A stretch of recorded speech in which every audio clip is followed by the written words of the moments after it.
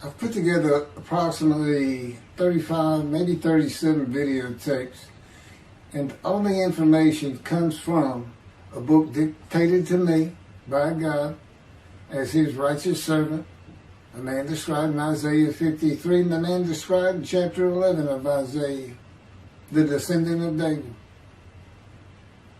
the twig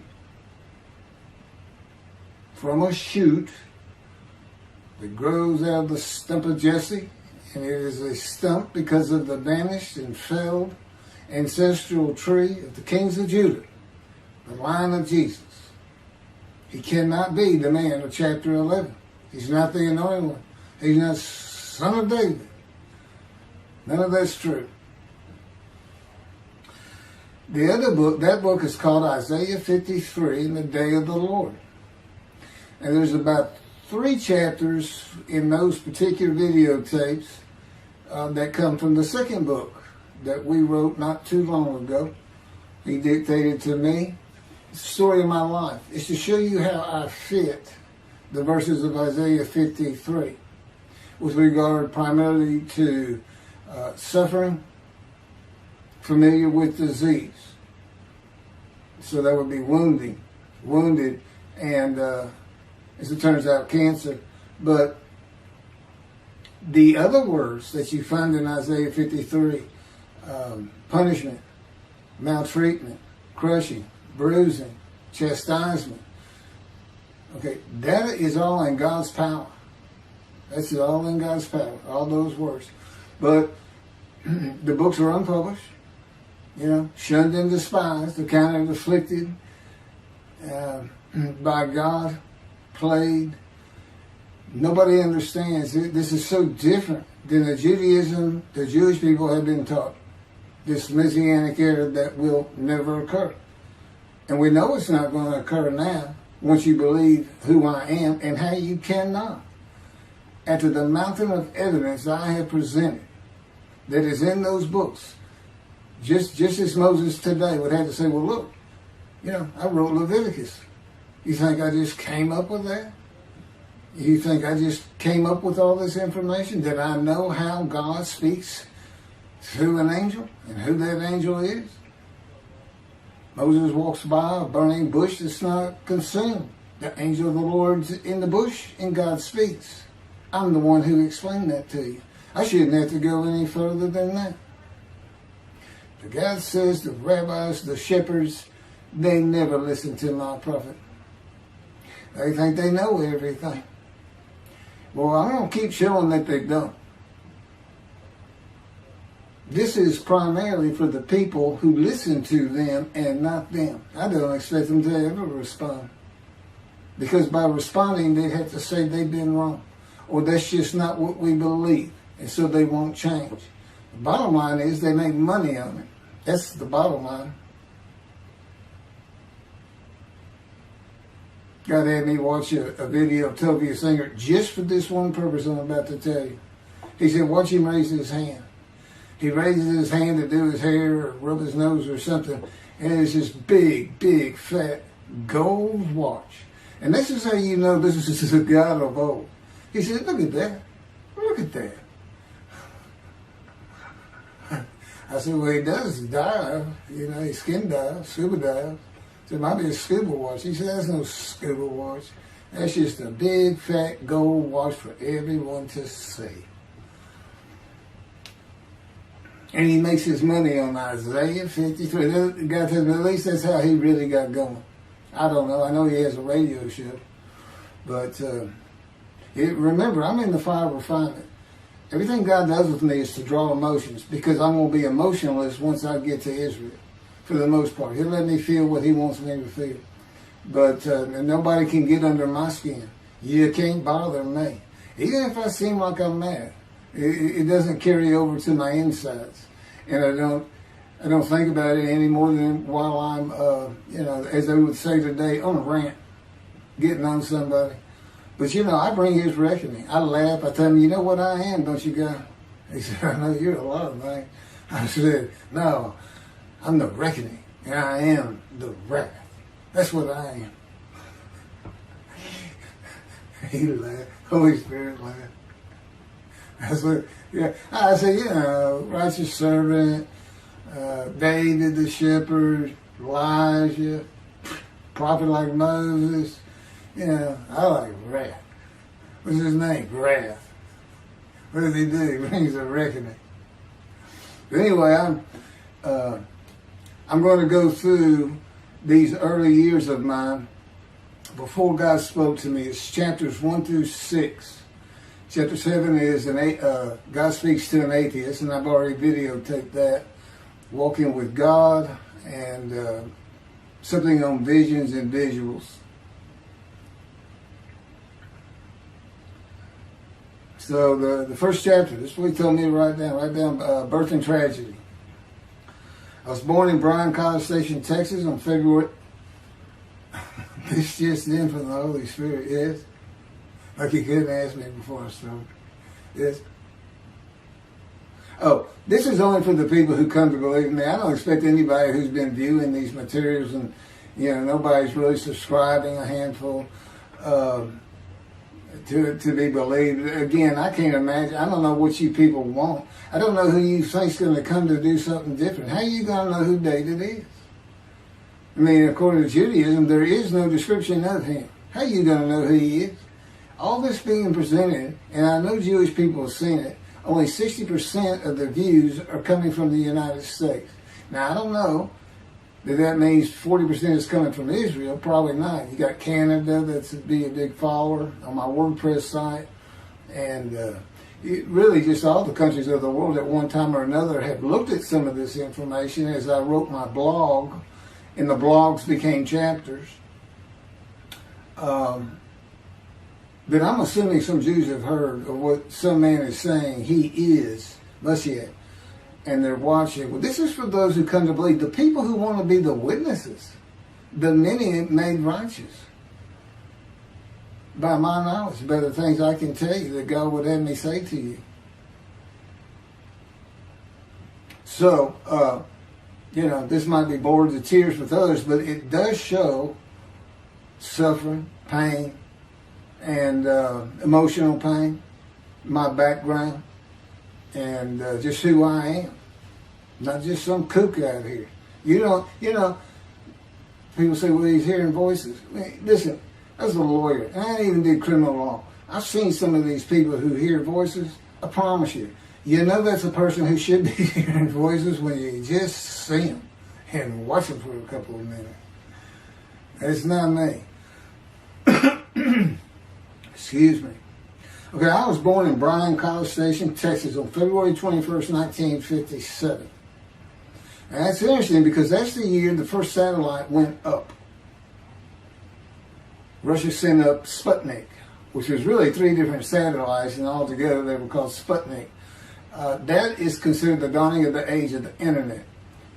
Now, I've asked God, how did you select me? How did I be blessed with this and learning all these things with this crazy life that I've had?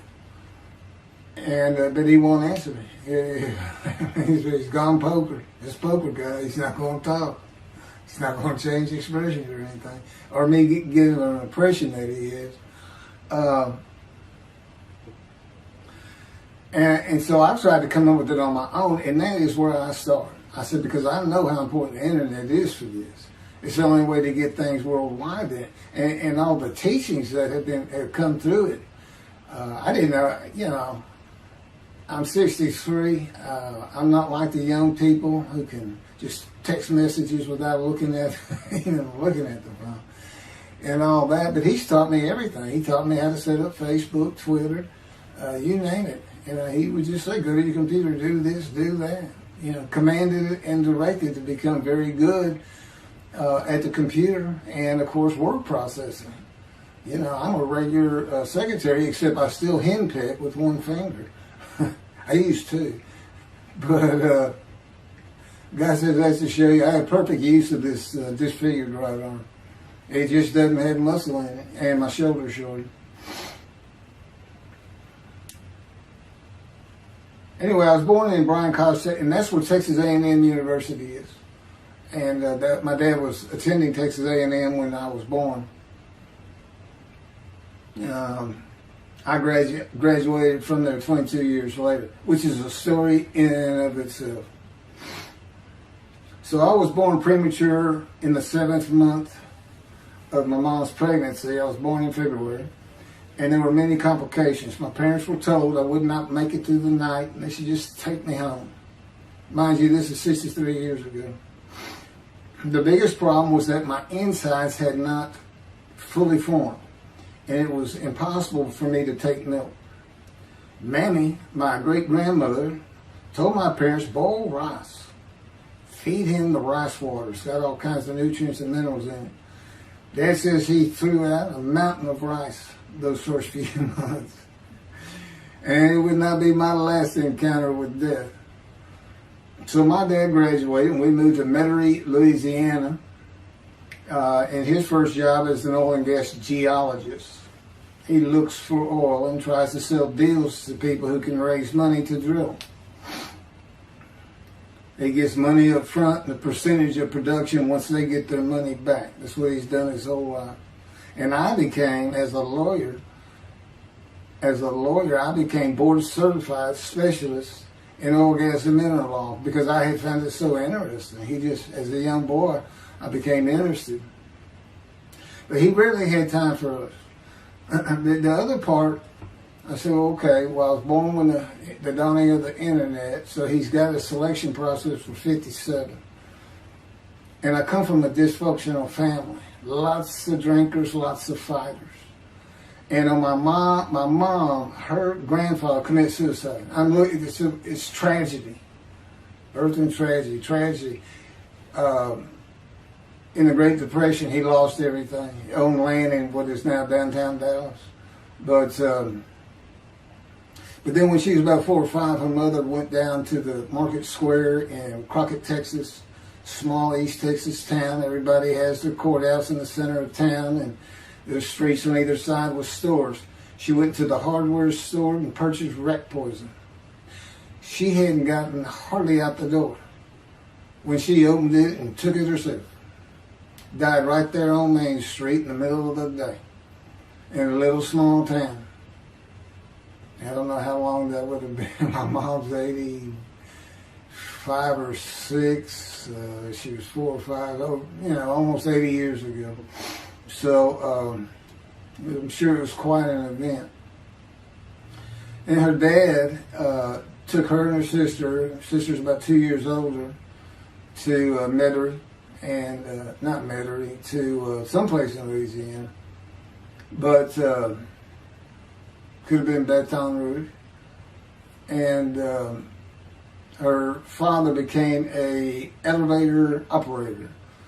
And you can still find this in Houston. When I was at law school, I went to law school downtown Houston, but South Texas College of Law.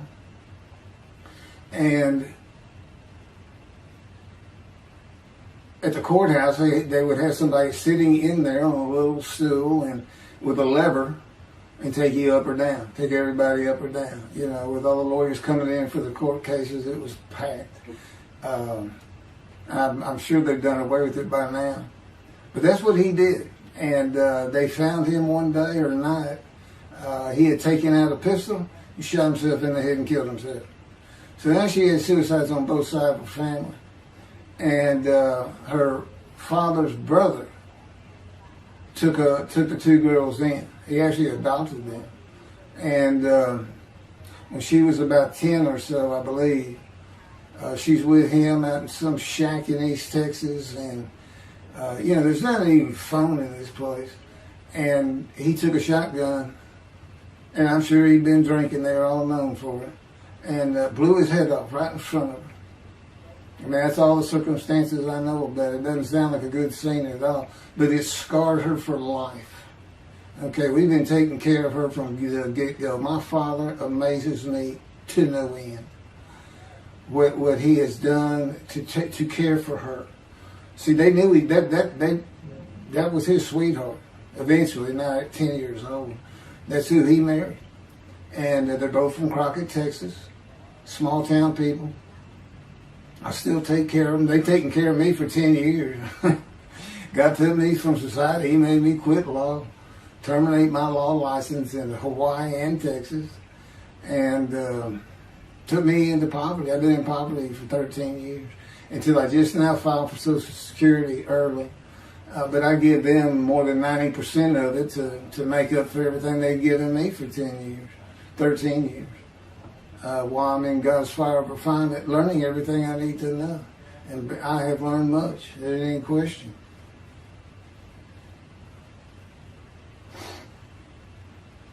So anyway, there's 3 suicides. There's 4 suicides right there. So it's a family of tragedy. You know, it's not the tragedy of losing your entire family in the Holocaust and you're the only one left. It's not like that. Because God says, I just got things as close as I could.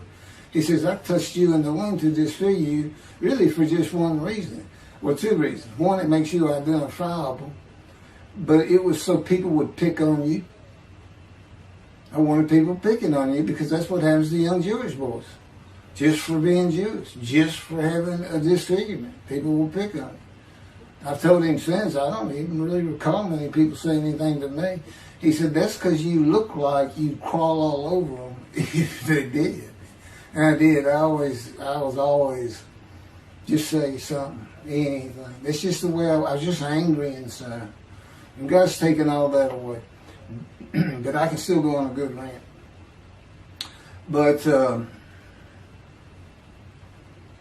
and then my mother in the 60s, young people may not know this, but that's when, you know, the Woodstock and marijuana, LSD, everything started getting big. And at the same time, doctors were just handing out pills left and right. Valiums, painkillers, Percocets, you know, just asking for it. They were writing scripts. And I know today they put a lockdown on that, but she got heavy into it and drunk all the time. I'd have to come home from school and stay with her, and she became such a different animal, a different person when she drank. She became a little girl, you know, and having your mom act like that and slobbering, and, you know, I'd go in there to be Valium dripping out of her mouth with a bottle of booze by her. So it was an ugly scene. And so I came from a dysfunctional family, so I think God wanted that. And He's there with me from my first year to make sure that I live a life of suffering. He orchestrated many of my wounds. And He's taken me back in vision to see these things. And His visions, one thing you don't pick up in the Bible, when I say Bible, I'm talking about the Jewish Bible, the Hebrew Bible, that's not, unless I say otherwise. Which is like when God says, my peoples. If He just says my peoples, He's talking about the Jewish people, the chosen. I mean, He may say the peoples of Moab, or just by the context, you know, He's referring to another group. But that comes up all the time. So to add to that, she tried to kill herself a few times. And when I was 10, my dad was at a Texas A&M game in Dallas. And I know it was 1967, so I was 10 years old, because I'm very familiar with that particular game. It was against Bear Bryant and Alabama Crimson Tide. And he had coached at Texas A&M. So as you can tell, me and my dad are big Aggie fans and football fans. But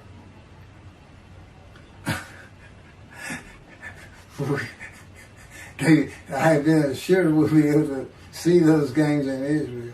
Somehow it might be technically. He said, we'll get it. That's the Holy Spirit. We'll get it. I said, he's so funny. I don't know where my sister and brother were, but I heard some noise and I went down. It was about 1 or 2 in the morning, and our stairs curved, and there was a little bay window cut out, and I looked down out into the living room. She's laying newspapers out, and I just sat there watching. I didn't know what to do.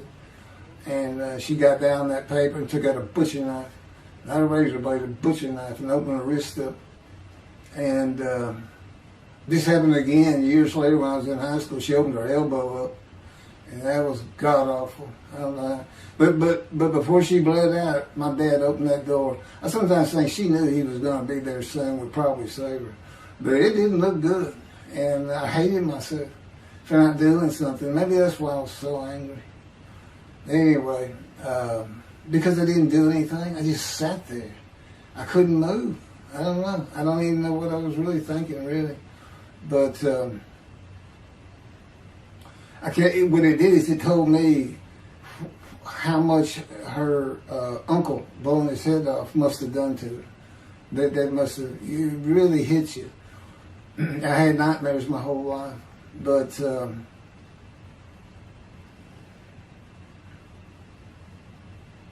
I was 16 when she did the thing with the knife.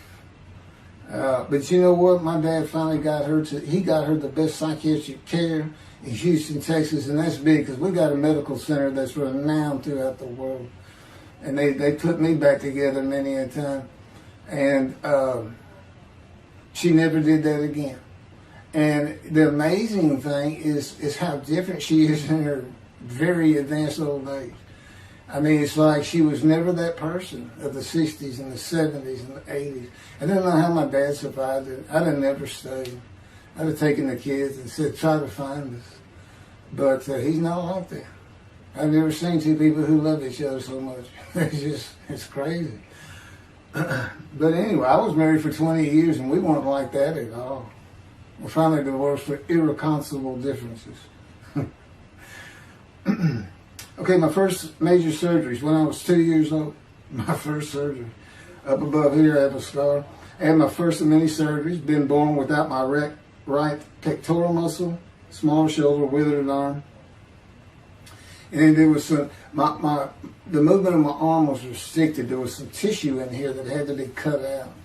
So they opened me up and did that. I was born right-handed, but I do everything left-handed. Except for light things. Like I shoot a basketball right-handed. I throw a ball right-handed. Darts, things like that. But bowling, I'm left-handed. You know, anything heavy. And I was quite an athlete. If I'd had two good arms, I'd have probably been on scholarship. I was already offered a partial scholarship at a small school for track, even with this bad arm. But I just didn't have the fast start. You got to have two strong arms just pushing out in front of you. But I was some kind of quick and fast. So, we moved back to Houston to a place called West University, a suburb. And this little story, I don't even like telling it, but God tells me I have to. And he had something to do with it. But I'm not going to go into that part of it. So anyway, I had decided when I was in second grade, I was tired of school, didn't want to go anymore. I don't exactly know why. I just know I said, that's it, and I'm not going. Dad came to get me up and take me to school until I'm not going. And it was on. He was going to get me there. It took him about an hour to get me to the car. Fighting and screaming and running around, hiding, getting under bed. You name it, I was doing it. And anyway, he finally gets me to the school, but he's too tired. He wasn't even going to try to get me out of the car by himself. So he get out, and he goes and gets the principal. Now, my dad's about 6'2", but he's real slim.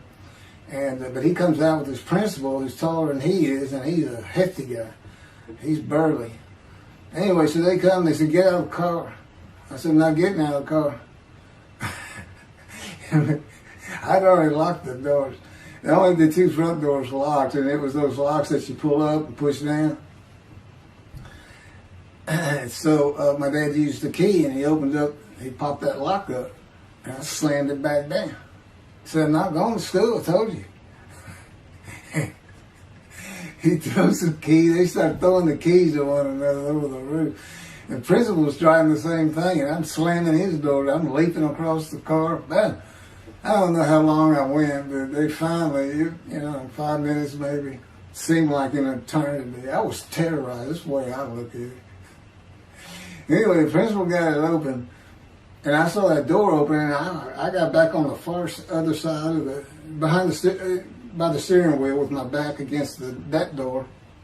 I curled up like a ball, had my knees on my chest, and he reached in to get me. And I unleashed on him, kicking him in the face with everything I had.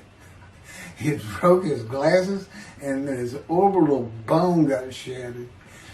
So, That wasn't my first principal either. There's another one. So, but anyway, so they carried me in, and it was very embarrassing. I was crying. But again, funny thing, nobody, because I stayed with this same group for 9 years, going to West University and the junior high there that you go to. Nobody ever said anything to me about it. And I knew some of those kids that were in that class.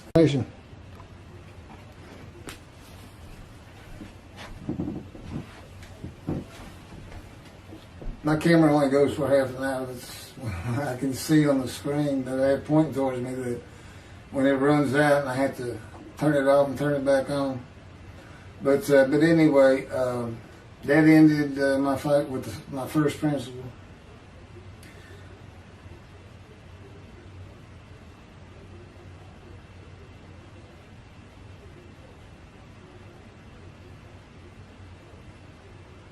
Yeah, here it is right here. I just got to have me put these together.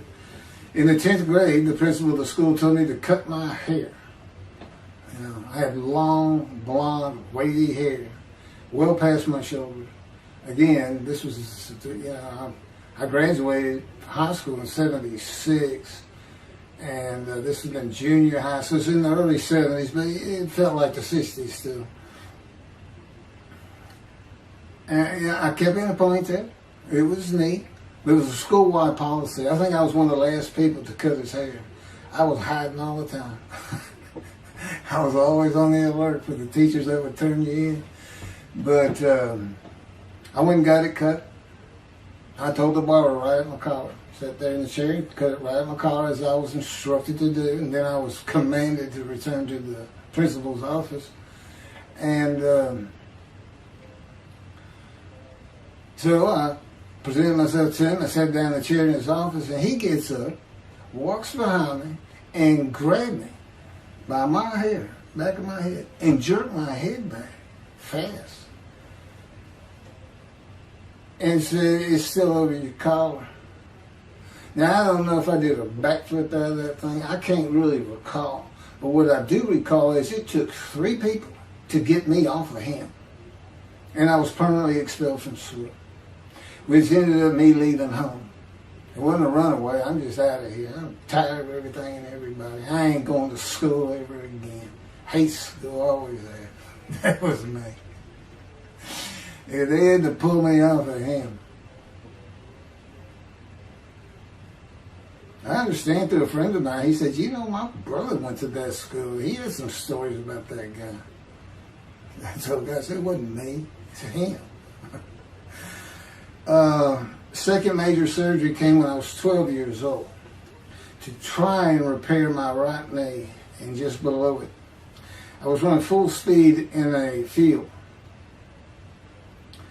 High grass and weeds with a family dog. And God says he had something to do with what the dog did. For no apparent reason, just suddenly he was running at my side.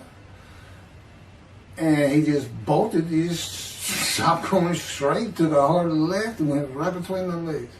I go sailing in the air and I came down on my knees, except my right knee came down on a broken Coke bottle, Coca-Cola.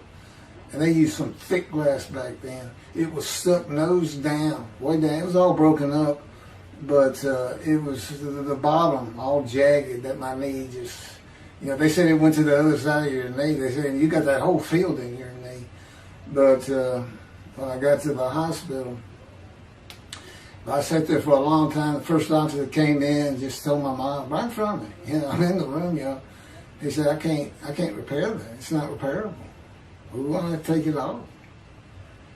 You can't use it.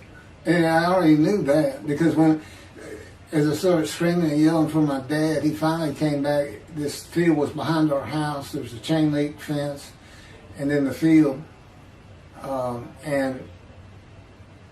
dad finally heard me. He got over. He saw the blood, and so all of a sudden he's scared to death. I'm going into shock, and he got me to put my arm around his neck, and he said, "Can you walk on it?" And I tried, and it just collapsed. It was useless. It was awful. And then I had to climb over that fence, and my mom was going crazy and screaming and crying. And he had to go take care of her. I'm sitting in his bathroom with my leg all opened up, and I'm just getting sicker and sicker, nauseated, scared. I was a cripple. And but anyway, they get me down to the hospital. And this, like I said, the first doctors were just like, we don't know what to do. And just right then, and God says he knew he was going to be there. This doctor walks by, and my mom recognizes me. And she goes, Dr. Kane. And she runs out the door. Well, this is Dr. Kane. Her mammy that I mentioned earlier, in her old age, very old, maybe been in her 90s, I don't know, late 80s, but living with her sister, broke her hip. And this doctor repaired it. This is a long time ago, people. Repaired it, and she actually walked again with a walker. I remember. But that's who this doctor was. And she said, my son, they're going to take his leg off. You've got to come look at it. And this Dr. Kane actually became the medical doctor for the Houston Oilers. He repaired many in me before and after me. I guess that's what he specialized in. But he was there at the hospital just to do rounds. He wasn't dressed for surgery or anything. But he came in that room, and I mean, he was livid when he looked at my knee and knew how I'd been there for like 5 hours at this time. And he just started barking orders about getting me prepped for surgery, and he takes off to go get prepped. And they literally ran me down to surgery in a gurney. I mean, they were trying. This kind of fear he put in everybody. Anyway, I was in the hospital for weeks, and I woke up with my leg. I was glad of that. But I had a cast from my hip to my ankle. And he told me, when I finally was being released, he said, if you put any weight on that leg, you'll never walk again. So, I can't remember, 6 weeks. I don't know how long it was that I had that cast on. It wasn't my first cast, it wasn't my last. Or maybe it was my first. Maybe it wasn't my last. That's another story. We're not getting very far. There's 6 chapters. I'm barely getting through the first one. But what I'll do is I'll just do 6, just like I did with Isaiah 53. I did 6 or 7 videos, 7 I think. But then I joined them all together and put it as one video, the definitive commentary of Isaiah 53, which comes straight from God, by the way. I mean, you can contest what I'm saying all you want, but it makes perfect sense. For the first time, Isaiah 53 is explained. Now, how did I become the smartest religious Jew in the world who can see that? And what the wounding and the punishment, everything's about, and how it's really, in some ways, a snare for the Gentiles for the day of the Lord. Because he knows he can take me and just decimate any argument they want to put forth. You know, in particular, I'm blemished. I'm the Antichrist. In that I am the exact opposite of Jesus Christ. Okay? He's so smart, he was teaching synagogue at 12. Supposedly he was a perfect, beautiful man. I'm disfigured. You know, I'm not bad looking, but I'm not, I'm not Brad Pitt or anything. Anyway, and sinner, I wasn't a habitual sinner. I was a good person. I was good to other people. I was very compassionate. I said there was already a lot of humble in me. I didn't laud myself and the things I could do over others.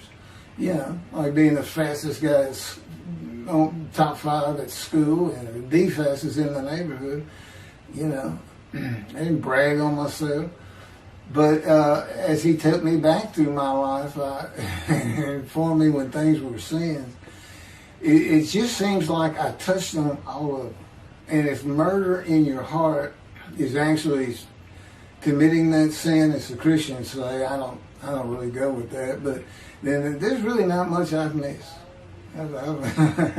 So I'm a sinner. And, all Jesus can say is, well, I'm a sinner too. I lie. All you got to do is read the scripture in the Gospels. You see where I'm lying. That's easy. And I came from the banished line. I thought I was the man of Isaiah 53. I thought I was going to be exposed to death, but given long life. This is what he would tell you if he was here. He said, but you know what happened? They crucified me. And on the cross, I realized I'm not that man. This isn't exposure to death. This looks like a sure thing. Father, Father, Father, why have you forsaken me? That's Jesus Christ saying, I'm not the man of Isaiah 53, and I just figured it out. That's what that is. I ask God sometimes, you sure you didn't have that written? Why on earth would they write that down? At least forget about it. We need forsaken me. That's what it's about, Christians. They got their way. They can explain that being counted a sinner means he got crucified with the sinner beside him being crucified on each side, left and right. So there's three of them, so he's counted a sinner. Okay. It's supposed to be descriptive. We're supposed to be able to find a person through this. You might tell Judaism the same thing. This is to find somebody. It's not the people of Israel. They're all kinds of people. No, we're looking for a guy so God can have a Moses. Why? We have a new covenant. Why? It's the day of the Lord. Why? Jeremiah says so. That's why. It's so easy. The lamb blooms again. Okay, and he's coming with covenant friendship with the temple. So the lamb blooms again at a time when there's no temple. Jerusalem's going to be rebuilt. It's a metropolitan today. This is no Jerusalem of antiquity. The old city might be too big. And I'll make a new covenant with you. I'm going to forgive all your sins and remember them no more. That will cause Torah to be written on your heart. It's a metaphor. Let's think, when did he do this before? Oh, that's right. Assyrian Babylon exiles, Isaiah was writing for. God said, I forgive your sins, remember them no more. They became a holy seed, and what did they do? They built the second temple. What are we missing? The third temple. It's just so easy. So it is the day of the Lord. There ain't any question of that. I'm just telling you, it started with the Russians. Sending us Sputnik. Those old Ruskies. And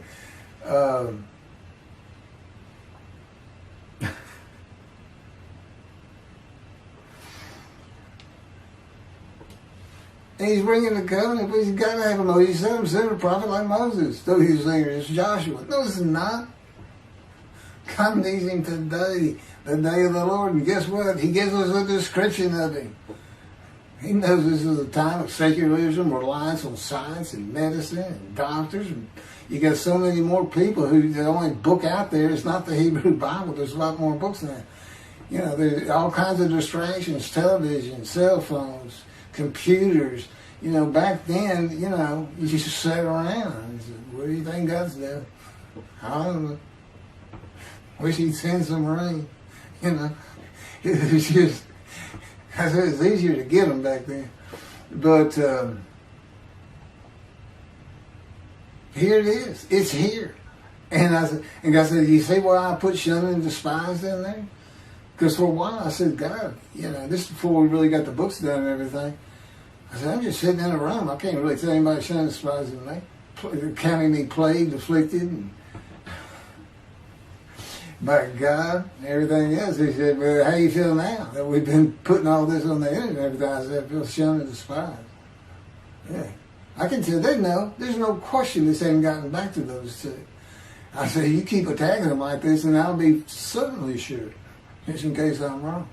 But, because he won't actually tell me, he won't tell me anything, this is a rule of thumb, he won't tell me anything that I cannot find out or become knowledgeable on or informed on of my own, which means about nothing because we're in a room all the time.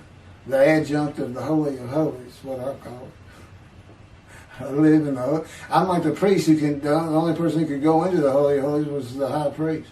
And that's what I'm like. As a matter of fact, God had me write down, just as he had David write down, a new Psalm, 151, where God said, and it's on a video, where God is speaking, where the Lord came to me and God said, quote, and within that, he says that he declared me. We actually used the psalm where he declares it for David. He declared me an eternal priest in the order of Melchizedek and King David. and a rightful king, small k, and a rightful king. And he also declared, I'm the righteous servant. I mean, that's God talking. I mean, he's using it. When he dictated to me, it wasn't, to be written in my personality. That's him. That's him doing a new song. So, because he does that. Even in the writings, the person doing the writing, whatever prophet it was, or Moses, or David, if he wrote Samuel 2 and Kings 1 until he died. As I said, God says, just assume the central character is the one I had writing, because their lives change when I come to them, just like mine's changed. This is not anything I could have ever conceived or even bothered thinking of. I'd have never read the Bible my whole life if he hadn't told me, we're going to the bookstore and get you a Tanakh. That was 13 years ago. And my answer was, what's a Tanakh? I didn't know anything. And look at all this knowledge.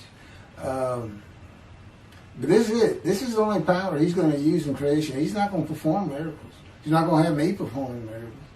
And he's not. He said, the only power I'm going to use is on you. What I can get you to do.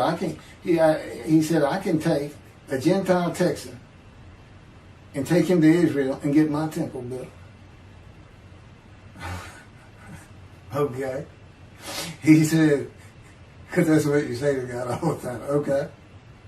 And one night, I hadn't even read Isaiah 53. He didn't come to me and just say, offer yourself for guilt. I crush you with cancer. It was me that did. That's not, I wouldn't have known what he was talking about. We finally get to Isaiah a couple of years later. He said, Keith, read Isaiah 53. I said, okay. And so I read it. I said, okay, finish it. He said, who do you think that is? I said, I have no idea. I can barely read it. I didn't know what it's saying. I said, I think these two verses ought to be up here. I said, you sure nobody messed with this thing? He said, nobody messed with it. It's just that I had Isaiah writing. He said, that's you. I said, oh, okay. And I couldn't help myself. Good luck convincing anybody. I can't even tell what it's saying. He said, before we get done, and he's right. I've been over that thing so many times. From my original version of Isaiah 53 that he dictated, or told me how to put together, but every sentence, every word is his. We've changed it up and added things. I've learned things. Like I didn't know about the test of devotion. I didn't know why the angel was leaving early in Malachi 3, but I do now. And all that would cause an amendment to my midrash on Isaiah 53. And, the book has me, these are all on videotapes now, me and Rashi. Rashi, the first one to come up with this is Israel. And, I look at his answers and I just shake my head sometimes. You should see his answer in Malachi 3 for the angel of the covenant that you desire. There's only a covenant of friendship in the covenant of Jeremiah. And this is his answer. It's midrash, so he just takes a section of the angel is on the way, and it just says the angel of the covenant. And his commentary is the angel that avenges the revenge of the covenant. I said, what does that mean? What was he talking about? I said, God's being funny. He said, I don't know. I said, you do know. He said, well, I'm not telling you. So, God likes to feel as though he's laughing. He doesn't actually laugh. He sends me a perception that he does. Or he uses me to laugh. I've mentioned that in a video. Because he can't. Well, he controls my words. I learned that in walking with him. Just one day, I'm talking out loud as we go. I'm discussing man and divine beings as though I had a sermon I was giving or a speech to somebody or a seminar. And I'm rolling, and I can tell he is really making this thing rock. He's taking me from here to here to here, and we're going. And I'm going. And all of a sudden, I use a word or a couple words that I simply don't use. And they're not what my mind was even thinking of. They just came out. And I just stopped. I said, did you do that? I didn't even say, hey, did you just make me say these two words? Because I knew he knew. I said, did you do that? He said, I did. He was almost indignant. I did. I said, okay. But anyway, that's where it all started. Now I know. Okay, guess who that is? That's the Holy Spirit. Using me. He doesn't sound like that. But he'll use words like that. Said he's getting bored. They like to cut. Let me just say this. This is part of God you don't know. And it's not all the time. Just some of the times we do tend to get kind of silly in here. But,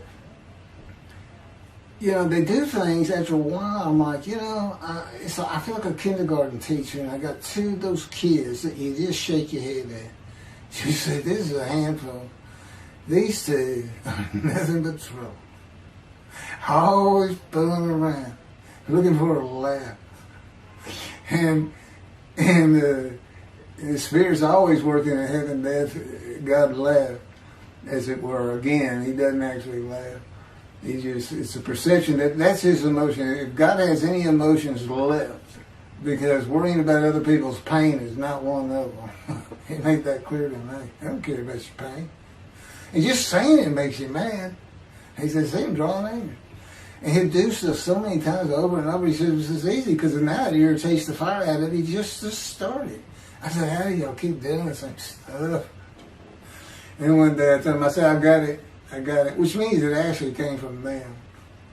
I got it. You never grew up. You never got sent to your room.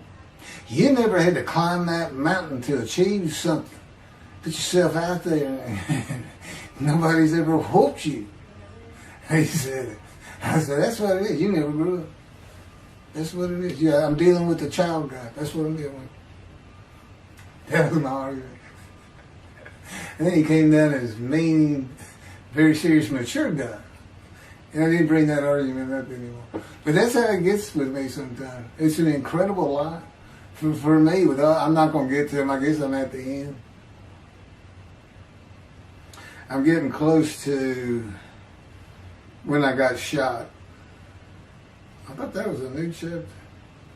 Oh, it's not.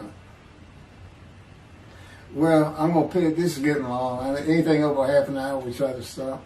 Now, my Isaiah 53 is 5 hours. But, you don't have to watch it all at one time, of course. He doesn't hardly let me watch them. Yeah, I don't even watch them before they get posted. He said, no, you watch it later. Because it comes on my TV that he got me.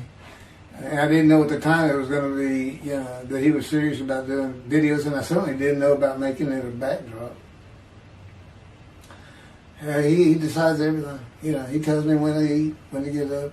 I don't sleep hardly at all, 2 or 3 hours a night, and sometimes less, and take a half hour nap sometimes.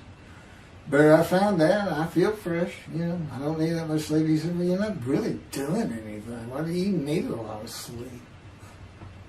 And see, that used to make me mad. Now I just laugh at it.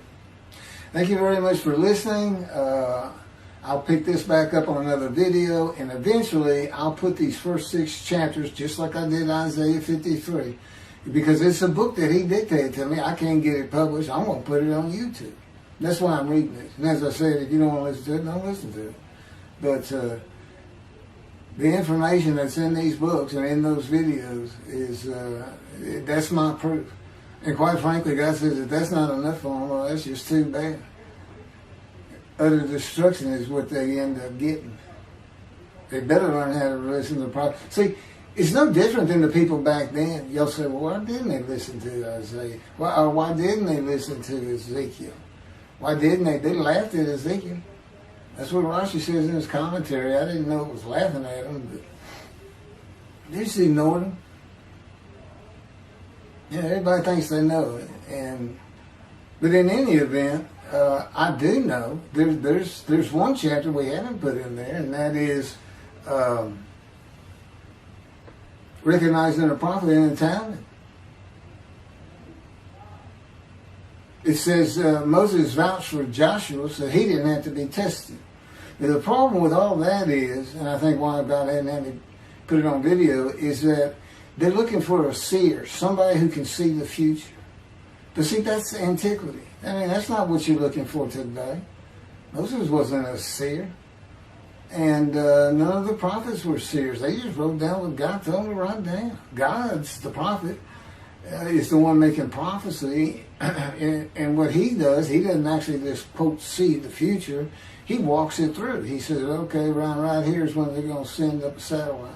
This is where humanity will be at that time. He can walk it through in his mind.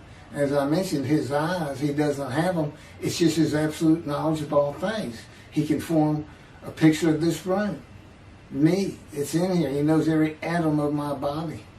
And it's like he does a vision for himself, a visualization. That's what I call when they put pictures in my mind. He says, and he puts it into the spirit's mind. And they're both within me. You know, the big cloud that just came down. If you're sitting in a room with me, it envelops you. But it engulfs me, it goes through me.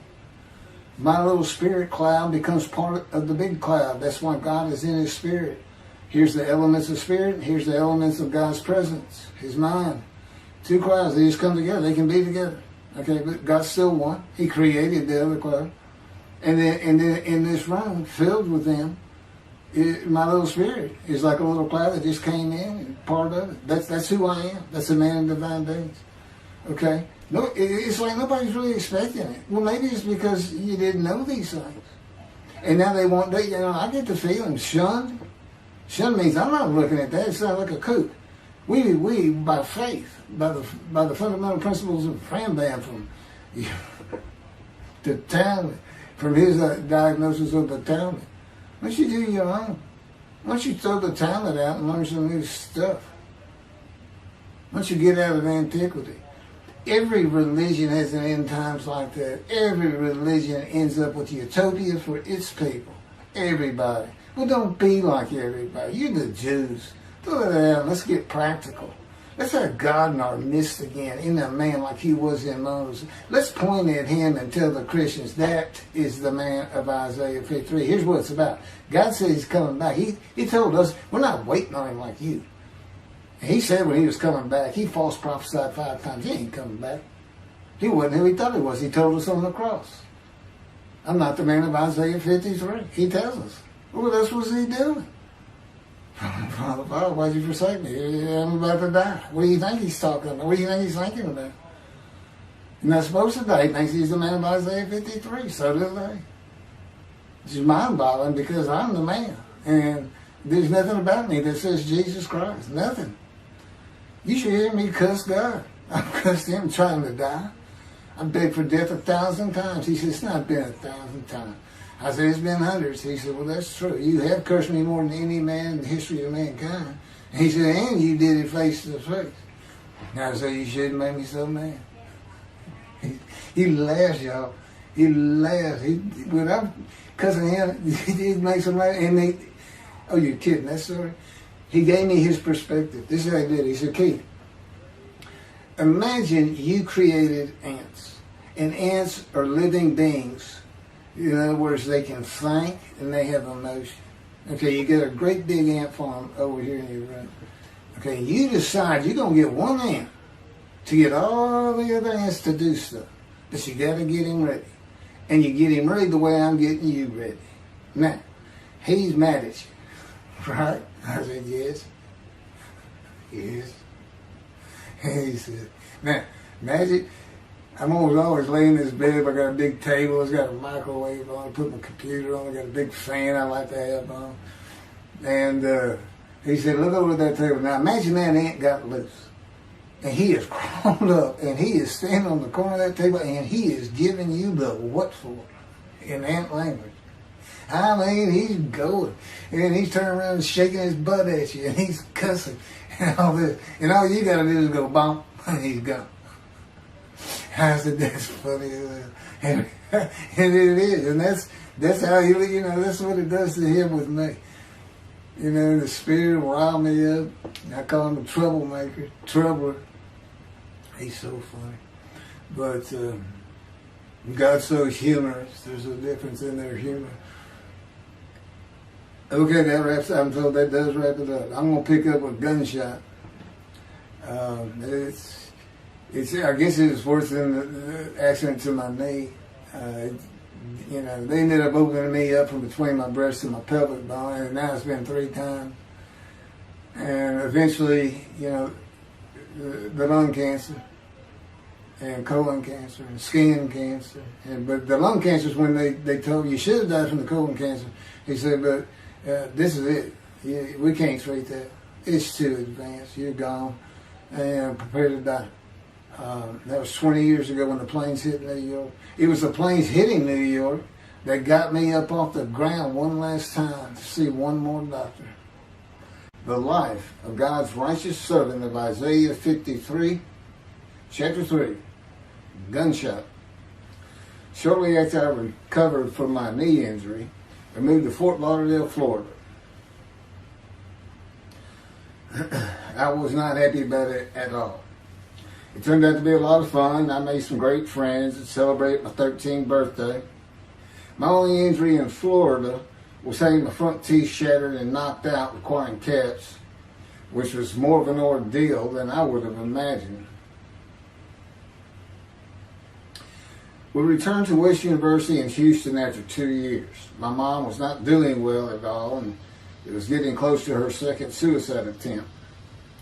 I was back with my old friends and did not have much supervision from home, and I failed 9th grade. I made my own decisions, and I rarely listened to others. After being set back a year at junior high school, I made a few new friends, which led to my next serious injury. My best friend was a Spanish Italian whose father was from Sicily.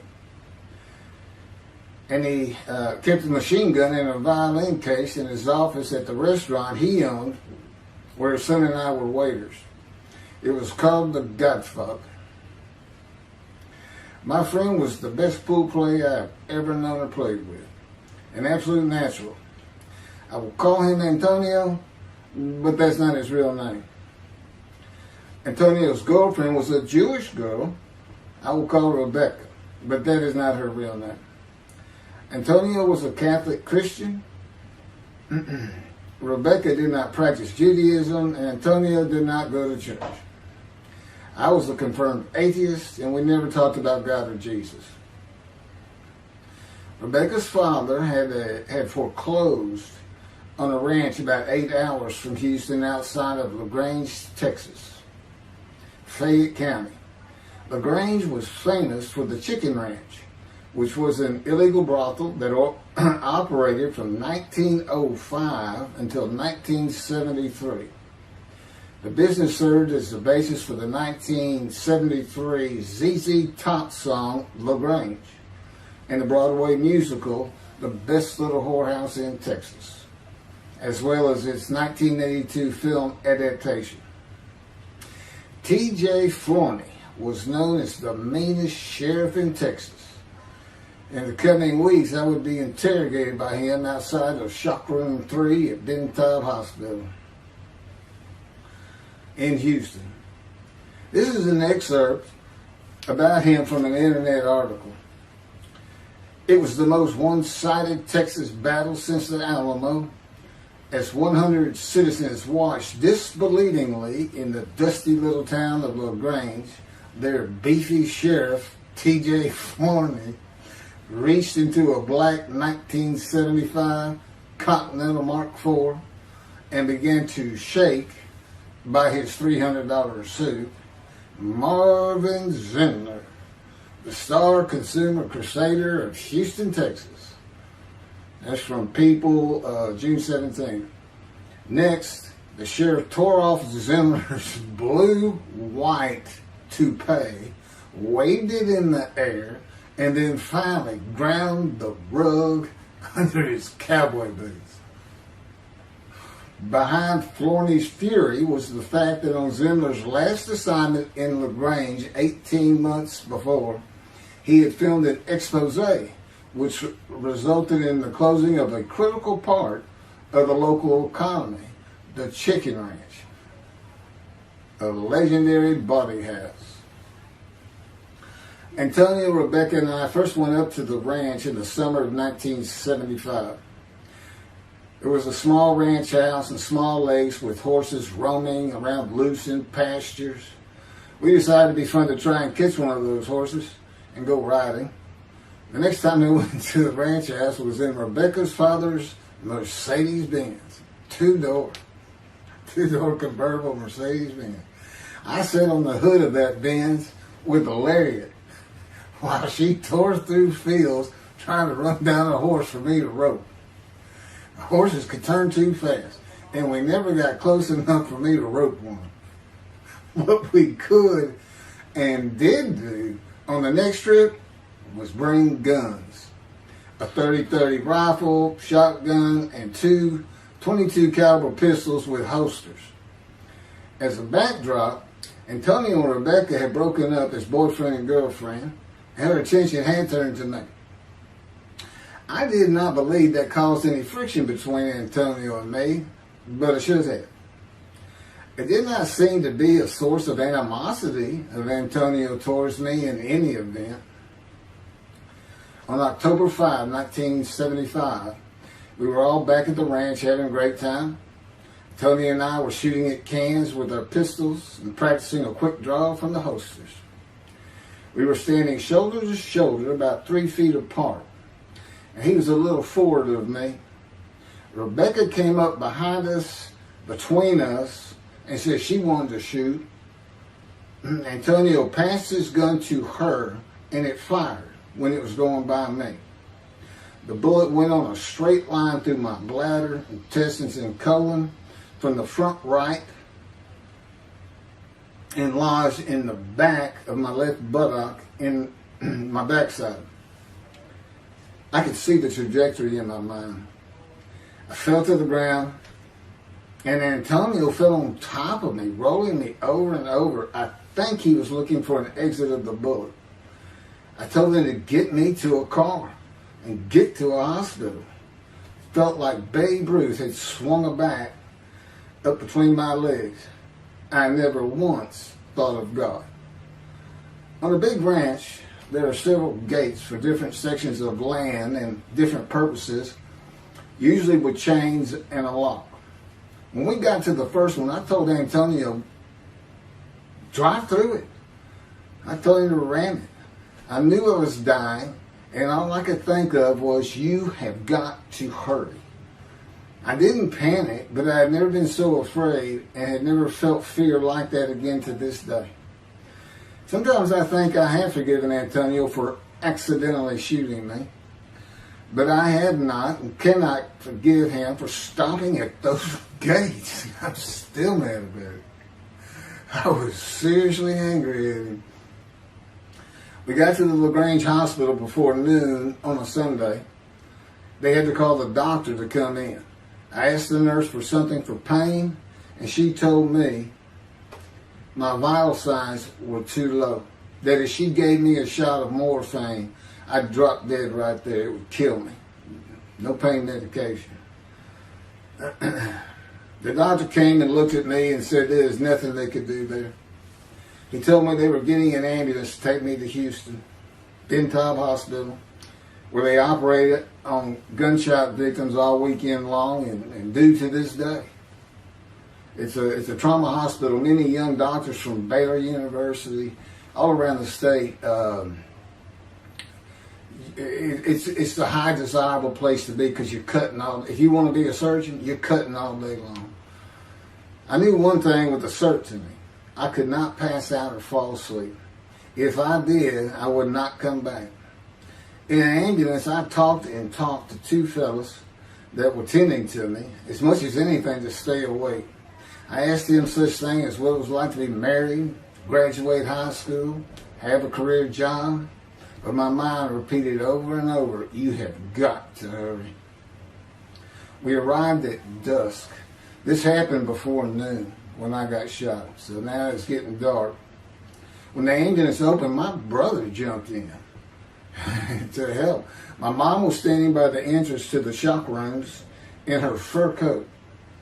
She later told me that since Bentab was a public hospital, it might help if they thought we had money. I didn't see my dad, but my sister told me later, the whole way to the hospital, all he could say was, to God, please don't take my boy from me. I had stayed awake for some 6 to 8 hours in awful pain. They took me to shop room 3. It was filled with people giving orders and very loud. On the table, the nurse told me she had to put her finger in my bottom, which embarrassed me. And I raised up like a sit-up and saw nothing but blood rushing from my bottom onto the table. You have to hurry is all I could say. They finished prepping me for surgery and rolled me to a hall in a line of others awaiting surgery. Then someone was saying my name, and I opened in to see P.J. Forney, Sheriff of LaGrange. He wanted to know if I'd been shot intentionally, what we were doing at that ranch, did we have permission to be there, and et cetera, et cetera. I told him I thought it was an accident and to leave me alone. I never saw him again. I didn't have to wait long. The orderlies bypassed everyone in front of me and took me to surgery. I awoke in a large room with about 10 beds on my side of the room and 10 beds on the other with other patients, and I could hear moaning and crying here and there. It took a few moments to remember what had happened and why I was in there. I fell back asleep, and when I awoke, my dad was telling me he would have me out of there into a private hospital as soon as possible. It was the next day when they transferred me to the Methodist Hospital in the medical center where they had operated on my knee, and I had spent weeks there. I had a hose with a bag coming from my bladder and a colostomy, an opening called the stoma, which is your intestine on the outside of your abdomen, with a bag over it for going to the bathroom. I was out of danger from dying, but still very weak, and I needed to gain some weight. The track team was already getting together, running distance and cross-country workouts provided by the coach, preparing for track meets in the following school semester. I lived about a half mile from the high school. The day I got home, I walked to look at the track. It did not seem possible I could get back in shape. I was afraid to cross the roads to the school. I could not even trot to get out of the way if a car came my way. My insides felt like jelly, and I had been warned that too much physical exertion in the first 10 days could cause a stomal hernia and my intestines to start extending from my body. I was homeschooled for the rest of the semester by a private volunteer tutor, and past classes I probably would have failed. The beauty of that gunshot was that it changed me. I was never going to graduate high school, having failed so many classes. So I set up night school classes for the next and my last semester of high school. I was 18, soon to be 19, and a senior.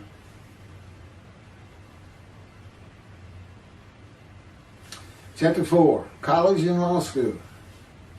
Before the summer of 1975, one of my best friends on the track team, who threw the discus and shot put in field events and was a senior, told me he wanted to do something big the coming summer before starting college at Louisiana State University, LSU. I was only a junior and I had no plans for the summer. He mentioned this to me, and I began thinking about how long it had been since I had been to Colorado. My father, who had really good years and many so-so years, depending on how the oil and gas industry was doing. And when I was in junior high school, he had sold some prospects that completed a few wells and had purchased a condominium in Pagosa Springs near Durango, Colorado. My friend's name was Keith Miller, and I called him Miller. He had given me the name of Say Babe. At one of our night track meets, I was running the 330-yard low hurdles, and the last turn was behind bleachers where the officials lost sight of us for a few moments. A runner to my left veered out of his lane into mine and took my hurdle, and I had to slow down and go around it, yelling, "Hey man, that's my hurdle." I wasn't happy. I do not remember how Miller knew what I had yelled, but he was probably on the football field inside the track working on shot put and discus, watching me run and hurting me. I did not really know him very well at this time, other than he was a popular senior who knew everyone, in stark contrast to me. On the following Monday, I was walking down the halls between classes, and coming in the other direction was Miller, though I did not see him. Then as he was passing me, in a loud voice, loud enough for everyone in the entire hall to hear, I hear, "Say, babe, that's my hurt." Hence, say, babe. That began a really good and fun friendship, and I got to know the class I should have been in if I had not failed ninth grade. And because I was Miller's friend, I was immediately accepted by anyone he introduced me to. I found out about 40 years later on Facebook. I looked him up and we friended that he's Jewish, and particularly because of his brother. He's got an older brother, and they look just alike. Live up in Oregon. But I did not know that. It's not something we ever talked about. Just didn't think about it. I'm sure he wasn't observant at the time. I told Miller about my dad's condo and suggested we plan a trip up there and backpack in the Womanichi wilderness of the San Juan National Forest. I had hiked there while in junior high school with a friend and his little brother. I had a driver's license in my second year in the ninth grade. The prominent 13,000-foot peak is 10.7 miles from the town of Silverton, which began as a silver mining camp in 1873, and that is where I plan to take Miller.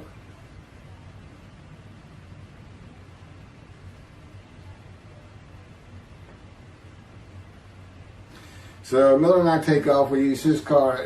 As I said, he was getting ready to graduate, and his dad had bought him a Toyota. I can't remember the name right now.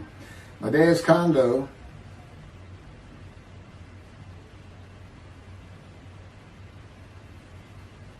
was about 60 miles from Durango, where a train depot is located that runs a train through the Womanichi Wilderness to Silverton.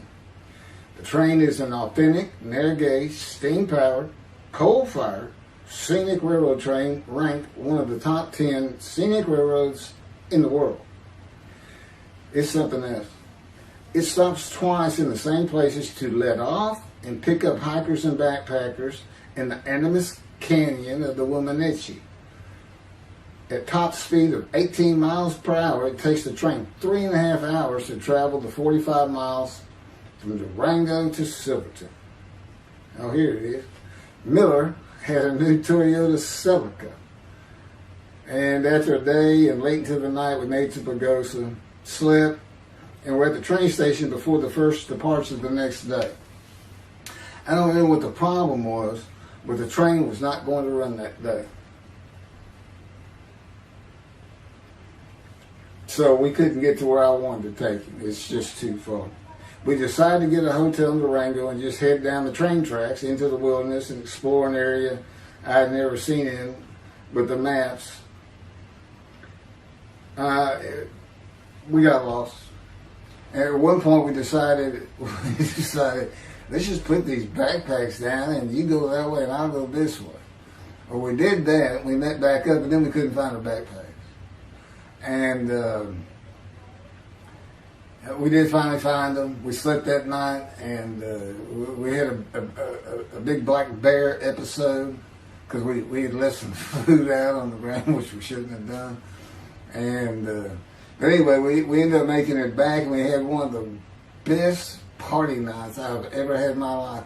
We hit the main street in Durango, which is a tourist hotspot, and we hit every single bar. You could drink at 18 back then. It wasn't 21 as it is today. And we did. We made sure it was like a go. Okay, let's go to every one of them had at least one drink, shot of whiskey, Boilermaker, beer, whatever. I can't really recall other than I knew I had been drinking the night before when I woke up. But we did. We hit both sides of the street. I don't know how long it took us and how many drinks we had, but we just had a lot of fun.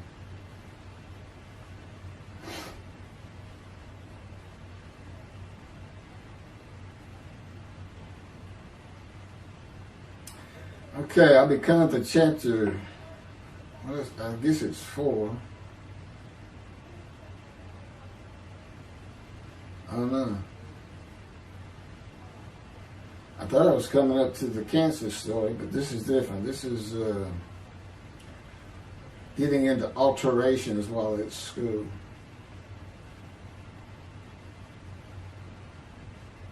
So anyway, I was shot on October 5, 1975, and by early December, so it's October 5, and then in early December, I had surgery again to put my intestines back together, which was, it was dicey. They kept telling me, we don't know if we can reattach.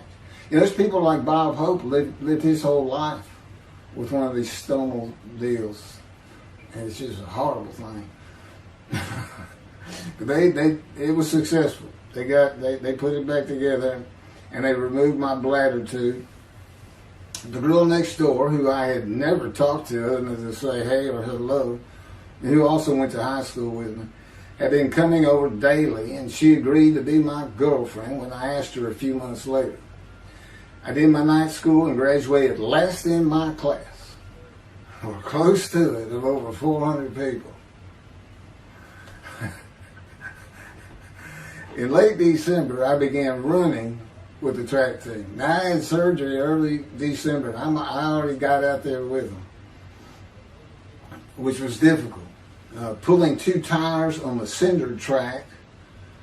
There's a rope, 2 tires, and you put a harness around your waist. I had to put mine high up on my shoulder.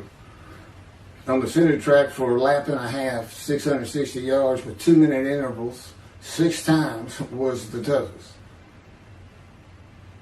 My speed and quickness were still there, but distance running and my endurance, it took quite a while to come back. In early February, just about 3 months after being shot, I won my first 120-yard high hurdles race at a track meet that was fast enough to qualify at the upcoming district track meet for the regional track meet. Winning at the regionals would place me in the state track meet. I was fast, but my disfigured right arm really held me back. Then my heart was broken, and I cried for the first time since I was a child, best I could remember. My coach, who really liked me, he understood the effort I had put in to get back in shape. Called me to his office, and I knew something was wrong. He told me I could no longer be on the track team. I had too many semesters of school to be eligible according to the eligibility rules. It was because I had failed 9th grade.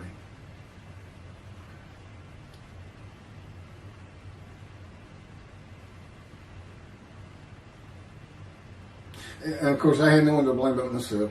Skipping school all the time, just not trying or caring about learning was why I failed. I was not lacking in intelligence and common sense, as many people thought of me.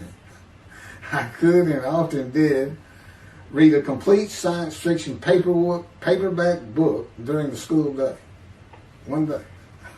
I'd get them from my brother. I just sat in the back of each class and read my book, and the teachers always left me alone. I also was suspended from school a couple of times for fighting.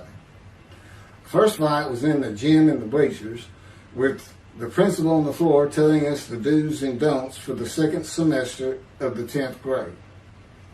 This is 2 years before I was shot. I found out he already knew me by name, and I had never talked to him. The second fight was with the same guy, but this time we took it across the street from the school. He had about 10 of his friends, and I, being pretty much a loner, I had none. They were African American, bused into school from neighborhoods far away. And I just didn't understand them, or know why they even talked to me with words I did not get, like word, or say, man, can I hold $1?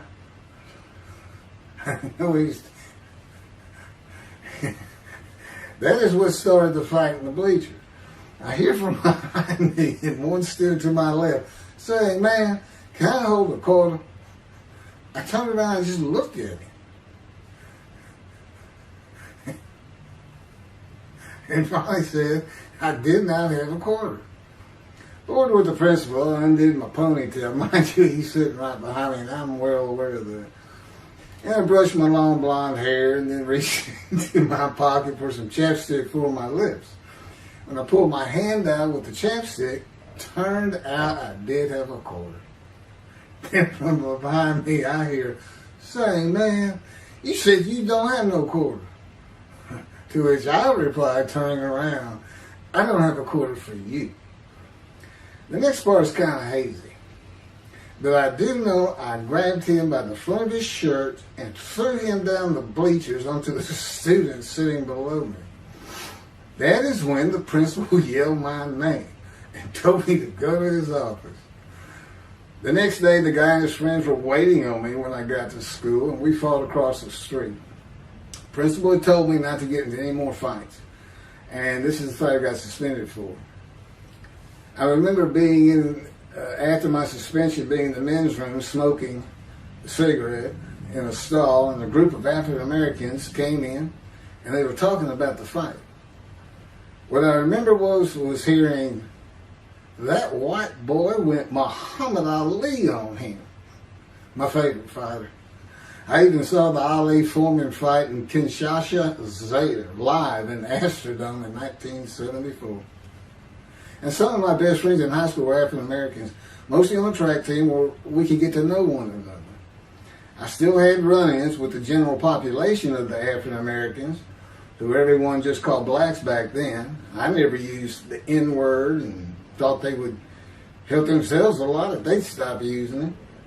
Mostly I think they were angry at being busted in from neighborhoods far away. In fairness to them, white kids did not seem to like me much either. So, yeah, I looked young even for my young age, and with my long hair, about 6 to 8 inches past my collar, I looked kind of girlish, and many people said that to me. One day a friend of mine told me what it was to him. You never smile and seem to be very angry, like if someone looks at you crossways, you're going to come after them, daring them to say something, like you want to fight. My next suspension for fighting began in middle shop, and it was all my fault. There's not a big deal to that.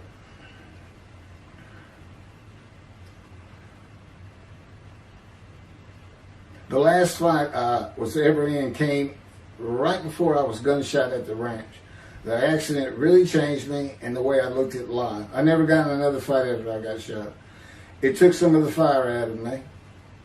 My longtime friend from junior high school and I were at Memorial Park at night and walked down a train track that ran through the woods, away from the streets and recreation areas.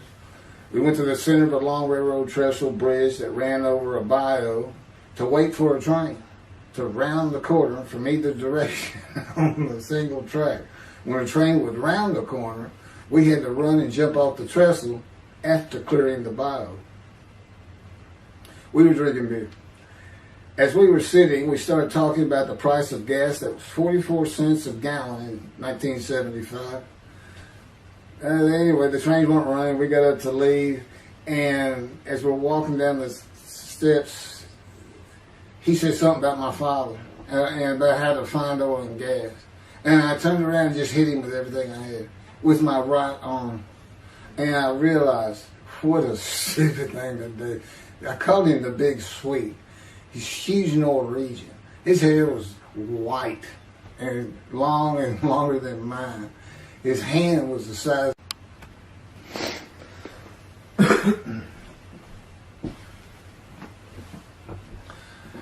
And I had nowhere to run. That was the really dumb part about it. I mean, I couldn't move. I couldn't use my quickness. I couldn't box as I had with the fellow across the street.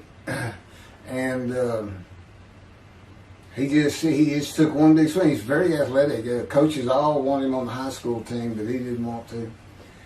Football team. And but anyway, he hit me just one time. That was the whole fight. It was just 2 hits. My measly hit with my right arm. I was fast, And I hit him when I wanted to hit him.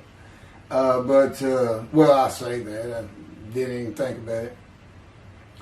But he just about knocked me senseless. I mean, I saw red. And so anyway, that was it for our friendship. Although after I got shot, he and I got back together a little bit, but by that time I had met Denise next door, and I wasn't going to be going out drinking beer at the trestle anymore. I was going to get serious, and that's when I set up my night classes and everything. The big Swede.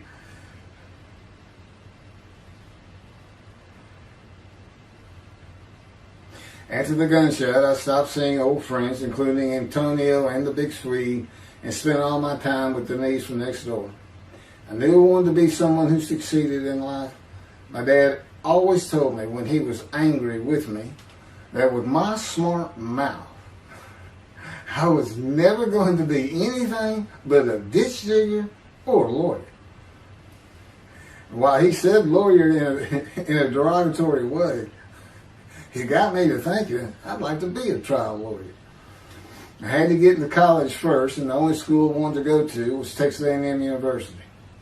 Anyone who had ever known me would tell you that I was not even close enough to being smart enough to go to any college, much less Texas A&M. I would tell you I had never applied myself to the task of learning.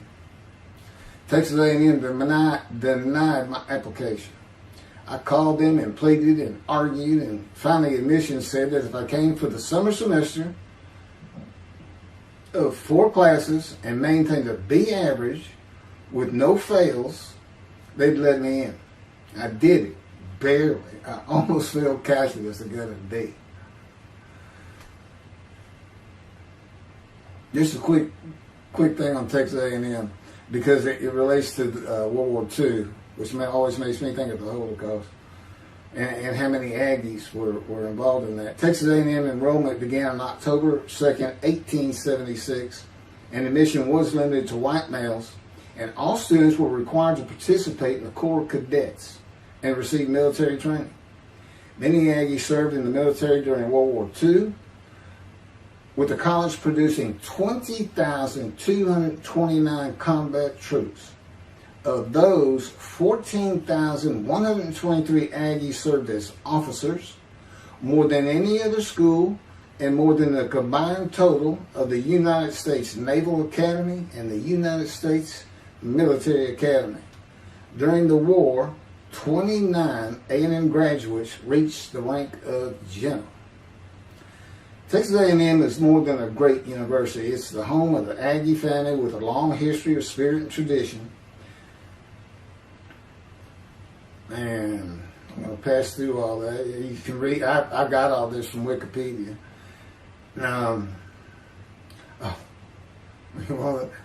Like Notre Dame, it's a school full of tradition, especially notable at football games and in campus life, drinking beer at the Dixie Chicken.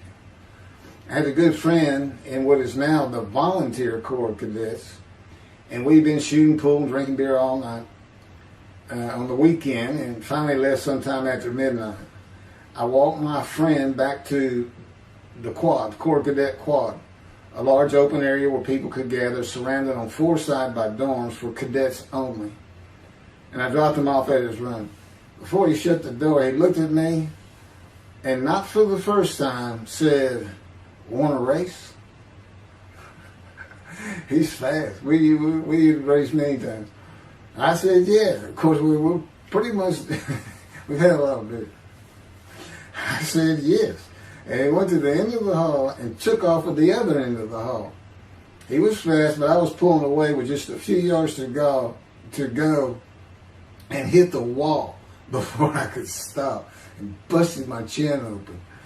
Blood's pouring out everywhere. People opening doors. Look, that's what the little guy did to the tall guy. Taller guy. I also sprained my ankle. These are my injuries at Texas A&M. I also sprained an ankle so severely playing basketball with football players that I was in a cast for 6 weeks. Those were my only injuries in the 3 years at A&M. It was the gunshot that changed me and everything in my life. I married Denise when I graduated from A&M in '79, just 3 years after graduating high school. I went through it 3 straight years. Because I had those hours from the first summer, I just went ahead and went the next summer too. And I got out of, and the average for most A&M students is 5 years. But I went through in 3. And of course that meant I never dropped a class, which also meant I had a low GPA, grade point average. And I didn't realize how important that was for admission to law school. I was denied admission from every school across the nation I thought I could get into. I did not know how my dad knew about South Texas College of Law in downtown Houston, but he made some inquiries and found out the dean was a graduate of Texas A&M. And we're known for helping each other. We set up an appointment with the dean. I told him of my rather intense home life and wayward ways, and that the A&M had given me a chance to prove myself as a capable student. You know, he hemmed and hawed, looked around the ceiling, and gave me the same opportunity A&M had. 4 summer classes, D average, no fails. I did it. I was terrible at chemistry and math, but it turns out I had good reading and comprehension. It's probably from reading all those science fiction books in school. I graduated in '82, and I did great on the bar examination. Keith Ellis McCarty, attorney at law. Who would have believed it? Which reminds me of verse 1 of Isaiah 53. Who can believe what we have heard? That's what any of my friends would say about me getting out of law school. Much less what's happening today. You go find somebody that knew me in high school, they say, who? Oh, that can't be true. Get out of here. I know him. Forget about it. Chapter 5. 27-year headache. I'm going to pick up with that on another video. And then that'll be it. Some general comments. 5 and 6. I'm not sure what 6 is. Yeah, 27-year headache. I'll go ahead and mention God in one of these accents. And I won't say anything about the dog who took a hard left between my legs, just about severed my knee, my leg at the knee. I won't mention that. Or hitting the big Swede on the track. Unbeknownst to me, my arm just took off. I wouldn't have hit him with my right arm. The things he has shown me. And getting gut shot. Yeah, I think I would have figured out, you probably shouldn't be hanging out with this fellow anymore if you're going to be talking to his ex-girlfriend in front of him. Little things like that, he controls my perception. Little things like that in my life to make sure I am the man of Isaiah 53. If anybody thinks I'm going to back off saying that, they're wrong. I have been through too much. My whole life is dedicated to this time, the day of the Lord. As a matter of fact, what about my day? What about my day? Well, he said, well, first of all, God's speaking with you and living with you. Most people say that's pretty good. I said, yeah. But anyway, here's something he's promised me that he lets me check out all the time. And I'm going to put on the screen.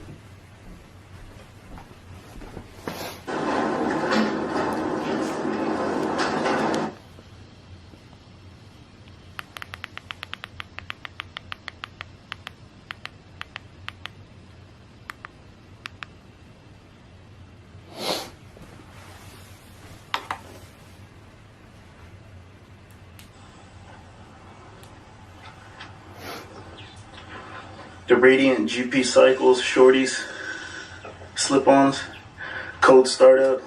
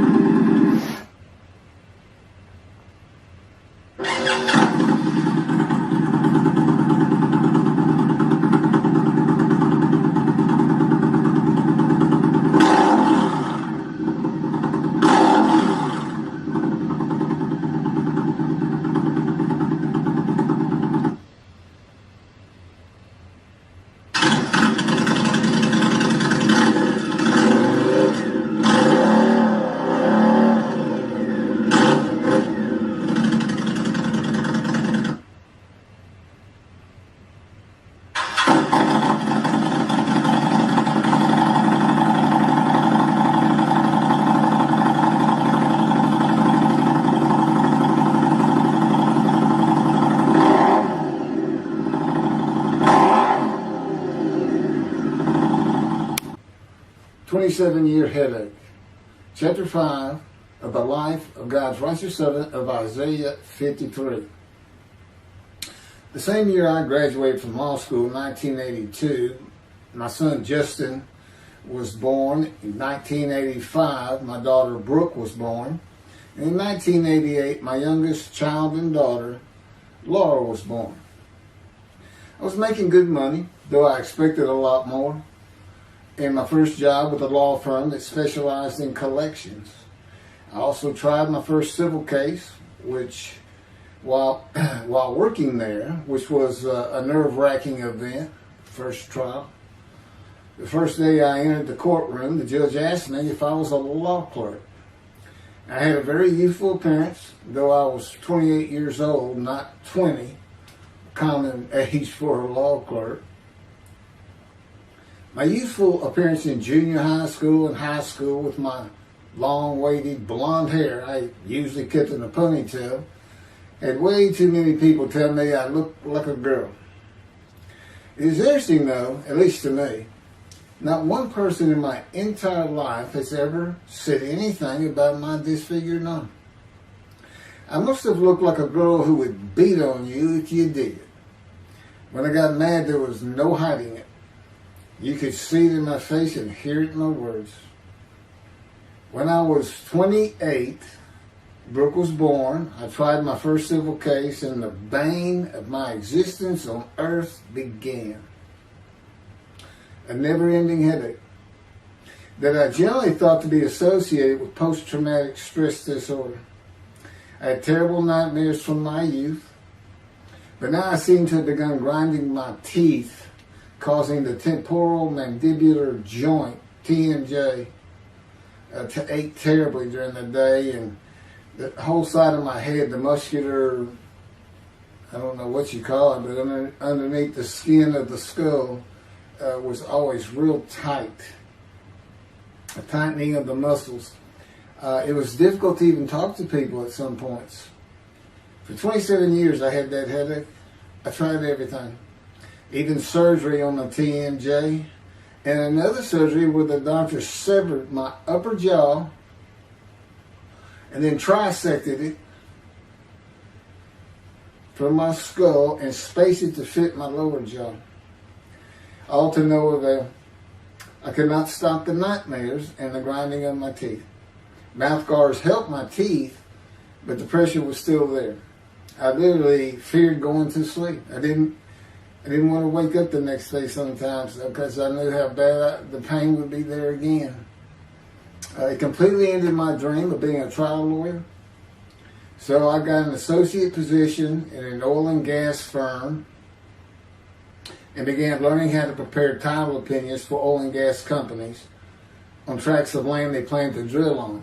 Basically, a title opinion is you start from sovereignty, which is when the state granted the land to someone, usually great, large tracts of land, and from there you get parceled out and cut up, and I'd be chasing one small tract within a very large one almost 200 years ago in the early 1800s, and I would have to create genealogical charts of heirship, for people who died without a will, and I had to know who the family members were, and I got very good at it, and I really enjoyed it. I'd go to small towns throughout Texas and into their courthouses where they would keep all the records of every transaction, of every piece of land in the county. But anyway, there's an awful lot to it. I do go into it in some detail in the book, but I'm not going to for this video.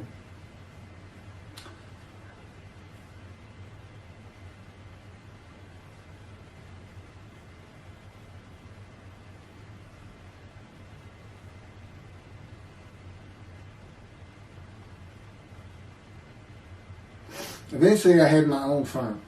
It's just me in my own office, and I was doing very well, though billing hours for title work is generally lower than other areas of the law, by the hour. But I had also been involved in multi-million-dollar sales of production between oil and gas companies, probated wills, prepared affidavits of heirship, worked with landmen to fix title defects, appellate work, including arguments before justices, plea bargaining in criminal cases for defendants, and anything else that came my way. Then it all stopped, and once again I was fighting for my life in 2001. This is chapter 6, skin, colon, and lung cancer. Oh, just God would have me tell you, he gave me those headaches. When he came to me, I stopped having nightmares. He provides my dreams for me now, and often as a learning experience. But the grinding of the teeth, everything stopped, and I thought it was just because I wasn't having nightmares, and took away any symptoms of PTSD, for which I was receiving money from an insurance company for disability, partial disability. And that went on for about 7 years. Then one day we're out walking, year 7 of 13, and I had that headache. It just came, and I just stopped. And I said, "You got to be kidding. You did not give me those headaches." He said, "Yes, I did. It's necessary. You are considered the suffering servant of Isaiah 53. You had to suffer your entire life until you're suitable for my purpose," and that includes fitting every verse of Isaiah 53. At that time, I finally read it, 7 years into all this. It was about year 2, I think. But yeah, he did. And, I ended up taking painkillers left and right and drinking with it, as so many people do. I was able to maintain, my life, my work, and everything, but it was enough to put the strain on my marriage that I pretty much blamed myself for it. And I told him I did it. That's the only time I got hot. Disfigure me, gut shot, those things, they didn't bother me. But I said, you hurt my children terribly with that, because I became a bad father. I mean, I wasn't the father I could be. I mean, they love me and I love them. We don't have any serious risks. They're off living their lives and they're all doing great.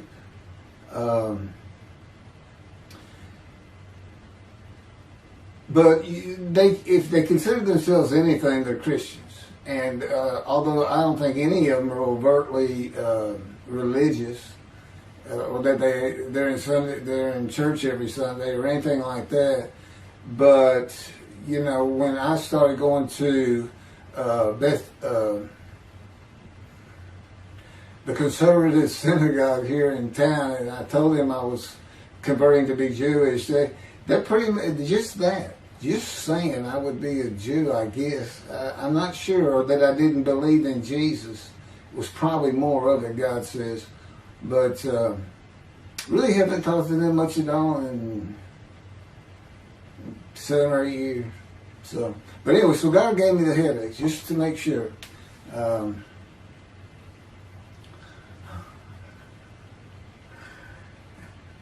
Anyway, I was married to Denise for 18 years, and we divorced in 1997 for irreconcilable differences. We agreed that she maintain custody of the children. The first to leave was Justin, and he came and lived with me. Then Brooke started getting in trouble, who is as tough as she is beautiful. Her mom's very difficult to get along with. Justin was a lot like me at his age, and trouble followed him everywhere he went. Like me, he was hard to talk to, and like me, his getting out of high school was a coin flip. He's doing great. He learned the oil and gas landman business, and I helped him out as much as I could, and friends of mine helped him out even a lot more. And he's very successful now. Married, no children. Laura's married, no children. She's got a great job. And Brooke is married with 2 children. I have 2 grandchildren. Long life, see his children. You'll see what I'm talking about, long life, when I get to the lung cancer that God chose to crush me with. Something had to be done, and to make matters worse, Denise had met a man and they were going to get married. But he didn't want Brooke. to be part of their new family, or Justin for that matter. He wasn't going to go stay with them anyway. Now, I had 2 of the children, and she had 1, but all still in her custody according to the divorce decree. So anyway, I stopped paying child support on those 2, but had not gotten around to the proper revision of the divorce decree when I took Justin and Brooke with me to live on the Big Island, Hawaii. Laura came with us to visit for a month. This oversight on my part resulted in Denise and now her 3rd husband filing papers in divorce court for past child support for all 3 children, for the time I had begun paying her 1/3 of the original amount. I represented myself. I had won contempt of court and was locked up for a day, but I never had to pay that money. By verbal agreement, I sent Laura back exactly 1 month later. I could not leave her out, and I wanted her to see where her brother and sister would be living. They were all so close and protective of each other, and still are to this day. And she was so sad. One of the hardest and emotionally painful things I have ever done was put her on the plane back to Houston. I can't think of anything else. The backdrop to moving to Hawaii was my firm was in dire need of new work. But the oil and gas industry was down. It's always up and down. And my clients were not drilling. A landman I knew called and said his sister in Hawaii, a brilliant eye doctor, but not a good businesswoman, needed help resolving creditor issues stemming from her new offices and equipment purchases. I told him it was a good time for me, as things were slow, and who's going to turn down a free expense trip to the Big Island, Hawaii? So I went and took care of everything without charge, but of course everything was paid for. When I came back to live in Hawaii, at the urging of the doctor that I had helped, who did not like the look of an abrasion on my chest, and it had been there for years, I was examined by a friend of hers, and it was cancer. I don't remember what the doctor called it. He removed it in surgery with a 6-inch diameter circular cut, and it was not malignant. I could practice in just about any area of the law, and all I had to do was pass the Hawaii bar exam, one of the toughest in the nation. While studying for the bar, my body, all at once, in a moment, told me something bad was wrong with me. I had been running, swimming, riding my bike everywhere I went, letting Justin have the car, and had been feeling good and strong. In a moment's time, I was weak and sick while grocery shopping, and there was a pain in my belly and my abdomen. I did not know it, but a large tumor in my colon had burst through my colon, and I was bleeding internally. I did not go to a doctor, which I guess is my nature. That, and I did not have medical insurance. Anyone asking anyone for help unless things were at a critical stage, such as a bullet wound, was something I couldn't do. There's all kinds of personality disorders. I thought surely it would pass, and decided to just give it time and bear up to the abdominal and belly pain. I continued studying and took the Hawaii bar on Oahu and Honolulu in the summer of 2001. I had lived in pain for so many years from my headache, and passing the bar was so important, I just kept going day by day. Pain was getting worse, and but I kept exercising. It was the only time I didn't focus on the pain. I had always been a fast healer, and I thought in any day it would just go away. I finally could no longer take it. Brooke, it turns out, was in Houston visiting with her mom, and I left Justin at our little, we called it the Little Green Shack. There wasn't much to it. We weren't there very often, really, except to sleep, and went to Houston to find a doctor for diagnosis, staying at my parents' townhome, which is where I'm at now. I had allowed my major medical insurance to lapse using premiums for child support when things had gotten lean. I just needed someone to tell me what was wrong. I would find a way to take care of whatever the diagnosis was. Early September, I was close to dying, lying on the floor of a dingy apartment of a friend who traveled for work. I could no longer get up to even try and get medical help. And I had not told anyone how bad it had become. Then the planes hit New York. Seeing how grief-stricken so many relatives were on the news, I began to think for the first time how awful my children would feel when they found out how and where I died all alone.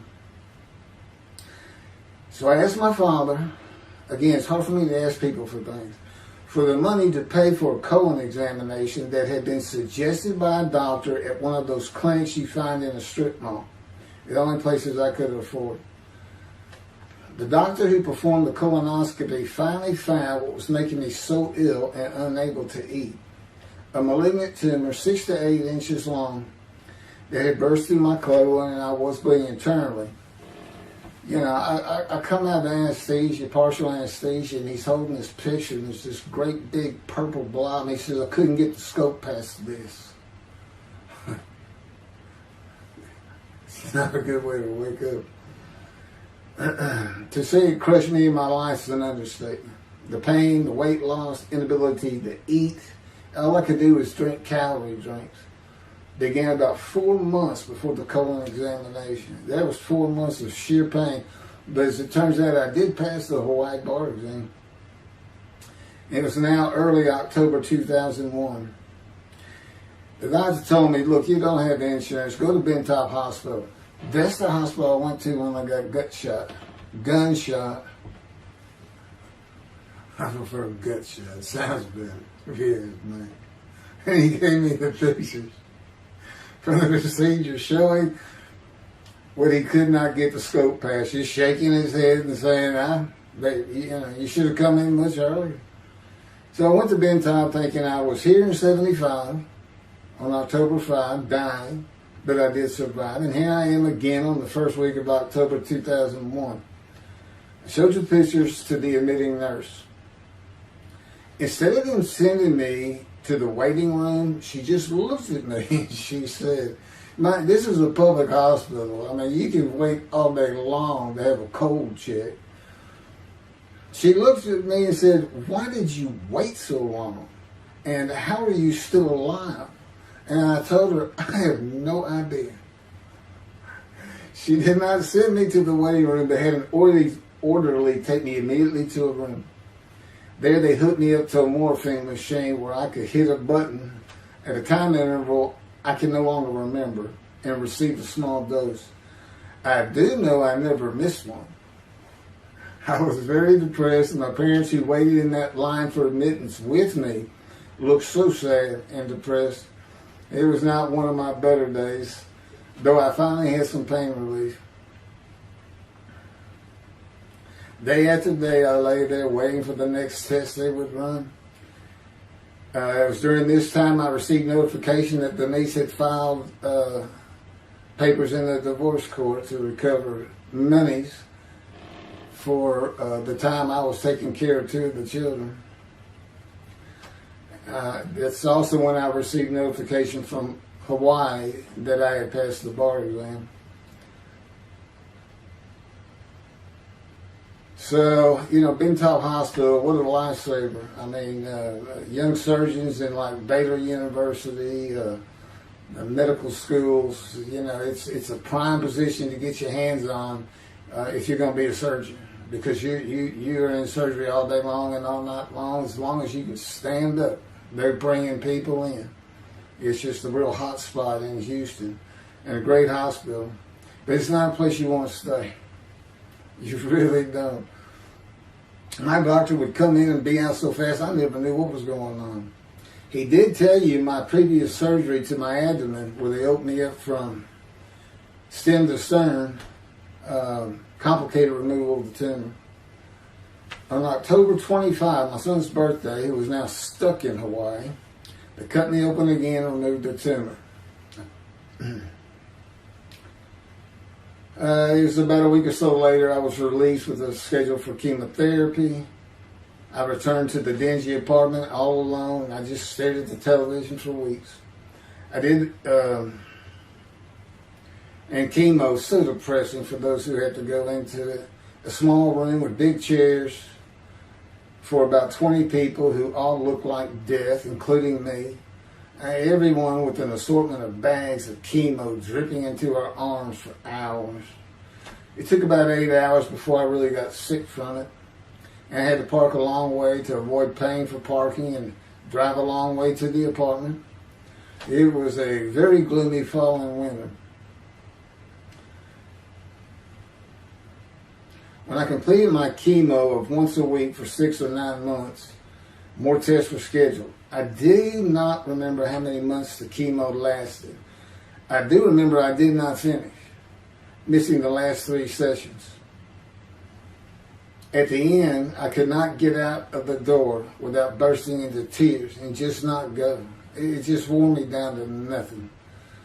On the bright side, it was my door. I had my own apartment called the Loft. It was brand new and very nice on a bayou close to downtown Houston with a running trail alongside it and lots of woods near Memorial Park where I had been running a 3-mile circuit since high school. I returned to being told for follow-up tests, including x-rays on my chest, and the colon cancer had not returned then and to this day. The chest x-rays were another matter entirely. The doctor told me he had bad news and showed me the x-rays telling me the white spots I was seeing was cancer. They were everywhere. Lungs full of cancer, he said, at a stage I could not be treated with any success. My dad was with me, and I asked the doctor, well, what does that mean? And when he said you need to prepare for death, the look on my father's face was so sad and hurt at the same time I'll never forget. And we've been through some tough things in this house. Every house we've been in. It didn't affect me one bit. I did not feel anything. I was too beat down from the chemotherapy to care, I guess. God tells me I had a lot to do with that. And in fact, no matter what they said, I didn't think I was going to die. But I didn't know that. I just wasn't having that conscious thought. And God says he had a lot to do with that. Of course, he hadn't spoken to me yet. I had never seen a doctor for cancer or any other ailment since that day. I had to get Justin home was all I thought about. But I needed money. I found an old client that needed a title opinion for a drill site well. I struggled through that and got my boy back to Houston. And it was tough. I was so weak. And it had been so long since I really had done any title work. And just going to pick the work up and visiting with the client was a major to-do for me. But we got there and I got Justin home and he went to live with some childhood friends. This was now 2002 and going into 2003. I just walked all over the running trails in the 3-mile loop at Memorial Park and in the woods day after day. I didn't think about dying, but I did not think about restarting my law practice either. I watched a lot of television and played video games. I watched the Tour de France for the first time and got inspiration from Lance Armstrong. I was still alive though, and the funny thing was my lungs never bothered me. I was never sick. It's because God had already removed it. After I got the news I was dying of lung cancer, he took them from me. That's what he tells me. And I don't have any symptoms. As you'll see right here, in 2005, I picked up some title work here and there and made an office out of my loft. I bought my first motorcycle, soft-tailed lowrider Harley Davidson. First time in many years I was happy. I love riding that bike. In 2006, I did some landman work for standard day wages and began dieting and running.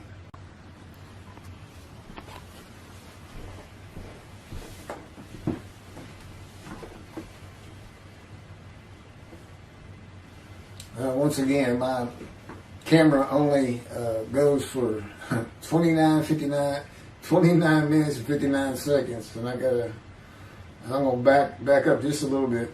In 2006, I did some land work for standard day wages and began dieting and running. I had never been a swimmer in terms of training for it. I love the water and swimming, but I never trained with laps at different paces and various distances. Mostly because I was so slow, because of my right arm.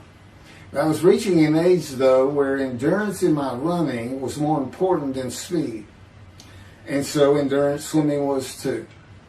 In Hawaii, I had seen the athletes come to Kailua Kona, where we lived and where the Ironman triathlon begins and ends.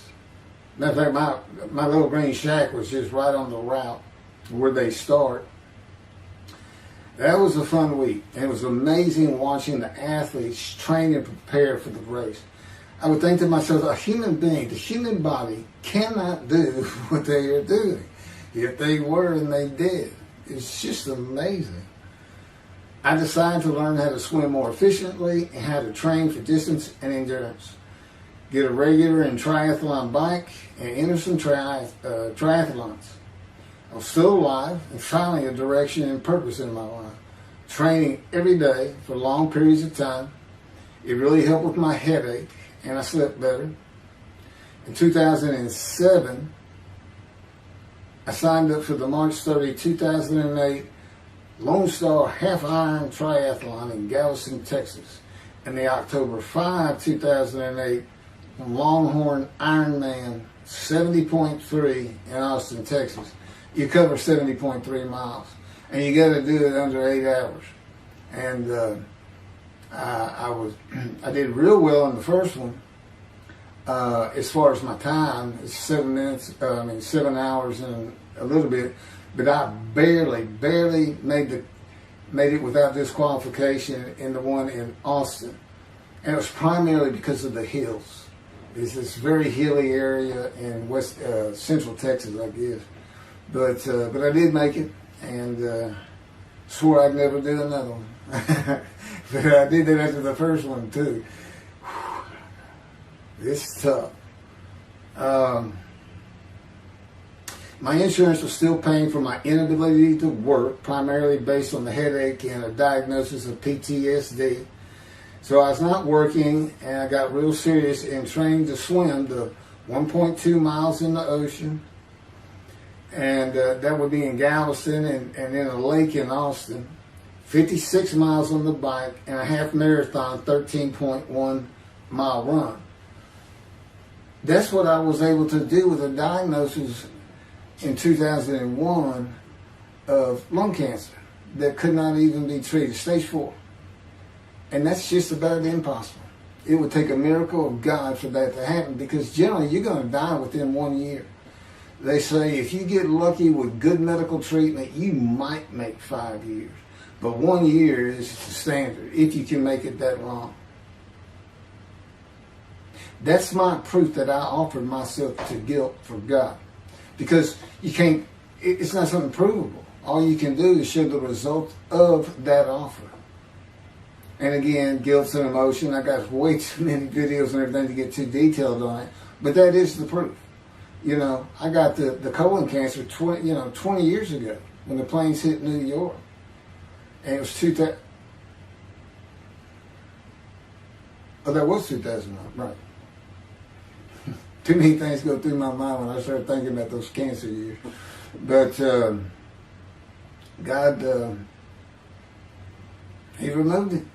He had something for me to do, but that's verse 10. God chose to crush him with the disease. And as I've mentioned, the reason He chose that is to show that I was blemished, defective, could not possibly be an offer for sacrifice, because He knew what the Gentiles were going to do. They were going to put an unblemished lamb in there and call the Jewish people's Bible their own, and use the laws of Leviticus, not unlike Mr. Tovey, a singer, and his 6 million blemished ram sacrifice by Hitler, the righteous servant of God. That's how that seems to read. He's welcome to respond any way he wants to that, but it's on the video, it's in the book, it's in quotes by him. It's from his midrash, from his site, and he said, share this with everybody. Everybody can take it and just share how great my knowledge is. Well, it's lacking in some areas. There's any question he's an intelligent man, but his reasoning capabilities, in my opinion, at least as to Isaiah 53, are severely wanting. I am that man. And God's going to give the Christians hell with it and with me. Just like I just heard this for the first time on the video, when all of a sudden he had me say that Jesus announced he wasn't the man of Isaiah 53 on the cross when he said, Father, Father, Father, why are you forsaking me? Because he was about to die.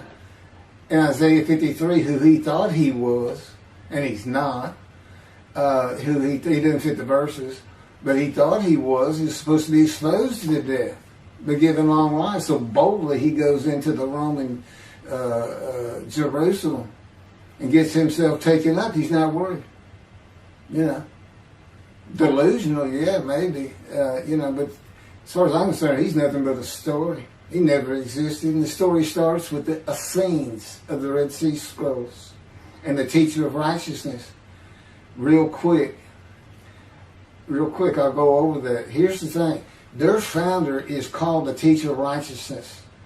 Okay? They were great followers of Isaiah. They had the great scroll of Isaiah. They're prolific writers and copyists. They had their own gate at Jerusalem. The Essenes Gate. Now, the New Testament never mentions them. You got Pharisees, Sadducees, Essenes, but they never mention an Essene. And Jesus, quite frankly, would have been one of them. Because they embody who he is. They didn't like riches, hated sinning. They didn't like material things. They removed themselves from Jerusalem, in the most part, to those caves by the Dead Sea for that very reason. But they did have a gate. They still had people who would be there. And you know what they would do at the gates? Tell stories. That's what you do. You tell stories. And it is a great story. Here's this guy. He's connected with God. Back then they believed men were gods. Caesar was a god.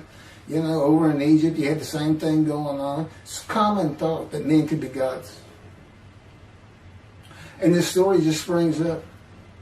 And there didn't any question. They'd have gone and questioned him. I mean, they're sitting right front and center in Jerusalem. You think they didn't hear about this man walking on water, raising the dead, feeding 5,000 with 2 fish and 5 loaves, turning water to wine? That alone, Rome would have said, Caesar would have said, he does what? He turns water to wine. Bring him to me.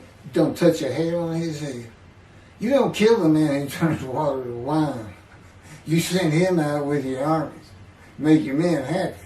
It's there's so many ridiculous aspects to it. Most particularly, God performed a human sacrifice for the sinning Gentiles.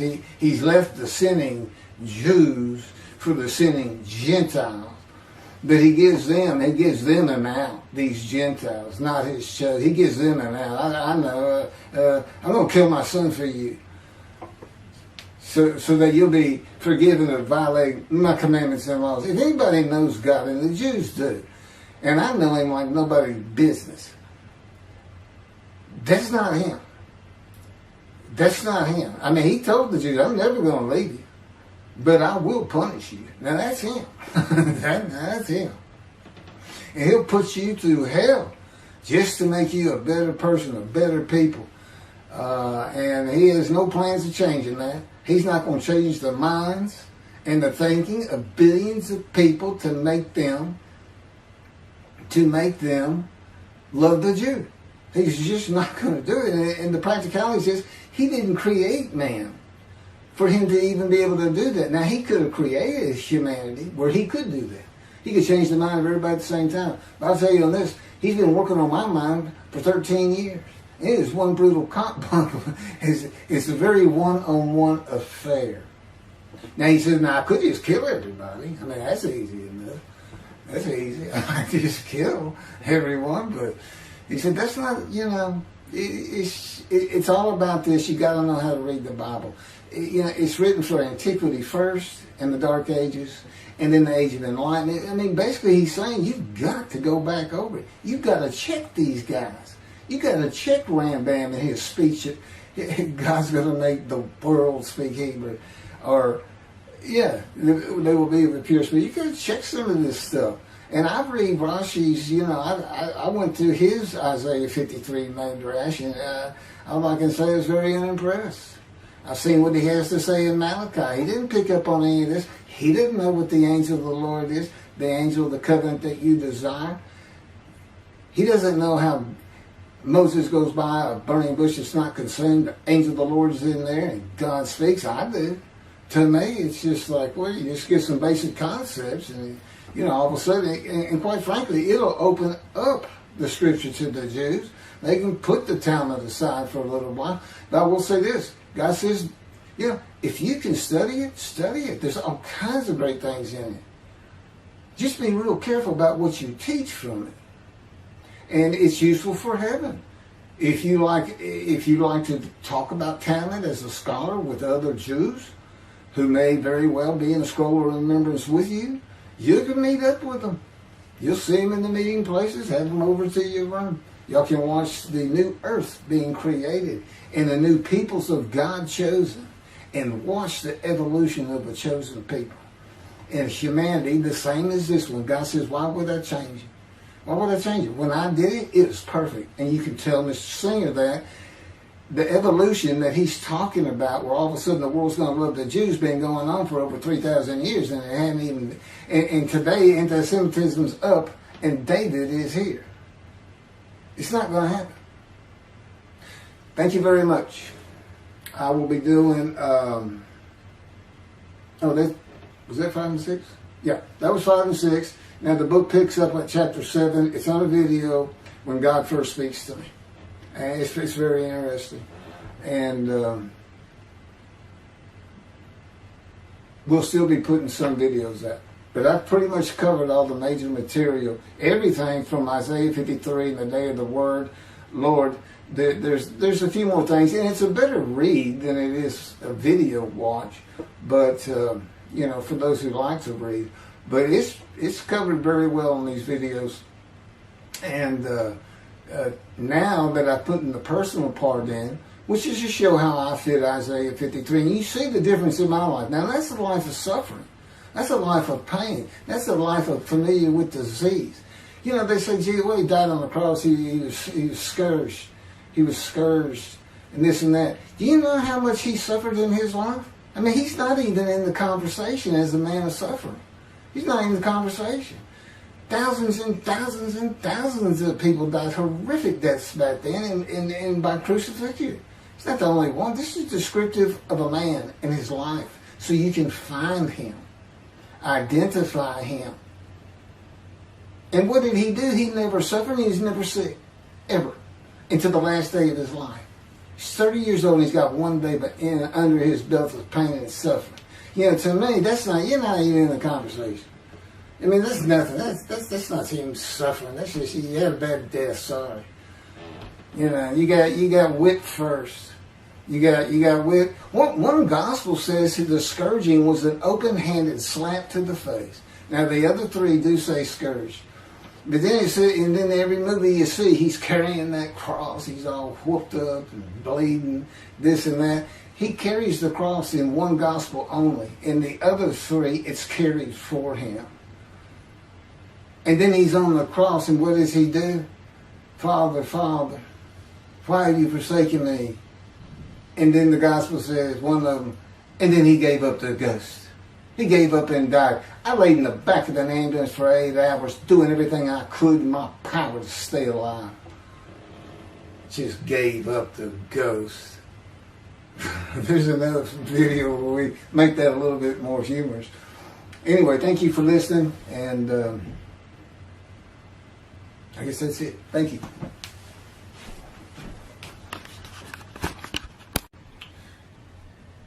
This is a video that leads into a brand new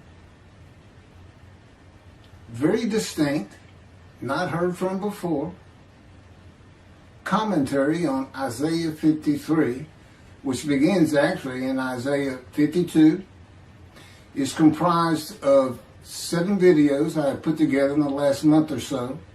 And I'm just putting them all together with a lead-in video explaining these things and why it's so new, novel, and has such a different view of the scripture from that which Judaism teaches regarding a Messianic era when David comes, the descendant of David. They often refer to him as King Moshiach.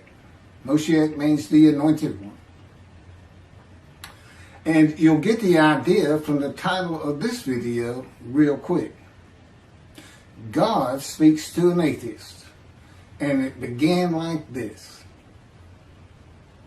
The doctors who gave me 1 month to live from lung cancer in 2002 that developed from my colon cancer metastasizing would have been surprised that I was still alive, to say the least. I had stopped thinking about the lung cancer years before. The white spots in the x-rays that filled my lungs, like the stars in the night, did not inhibit my breathing or slow me down in any way. At this point in time, I'm training for my first triathlon. And I didn't start small. I did a half Ironman. It's 1.2 miles swim in an ocean, 55-mile bike ride, and half marathon, 13 miles. They call it the 90.3. One Saturday in the fall of 2007, I was cooking lunch in my small kitchen, post-divorce, and at the stove, when God said, from just a little behind me, as though somebody was speaking to me right here, and above my right shoulder, which is disfigured, wash your hands. I turned around to the sink, washed my hands, and turned back to the stove. Now understand, I've been an atheist for 50 years. I mean, I completely denied the existence of God. And then from right here, a small, quiet voice, like an account they had with Elijah at the cave, said, wash your hands. And I simply turned around, washed my hands, and went back to the stove. I didn't say a word to him. I didn't even keep thinking about it. I just did it. That was it. It was as though he had always been there. Just as to Adam. That's what I liken it to. And he dictated this to me. This is from my book, the book of my life that God dictated to me. It's called The Righteous Servant of God of Isaiah 53. No, the life of God's righteous servant of Isaiah 53. And he put it together. And he did it because he actually came to me, as Jeremiah would say, in the womb, but in my first year of life. And like Ezekiel, lit and entered me. So that part of chapter 11 of Isaiah happened well over 62 years ago.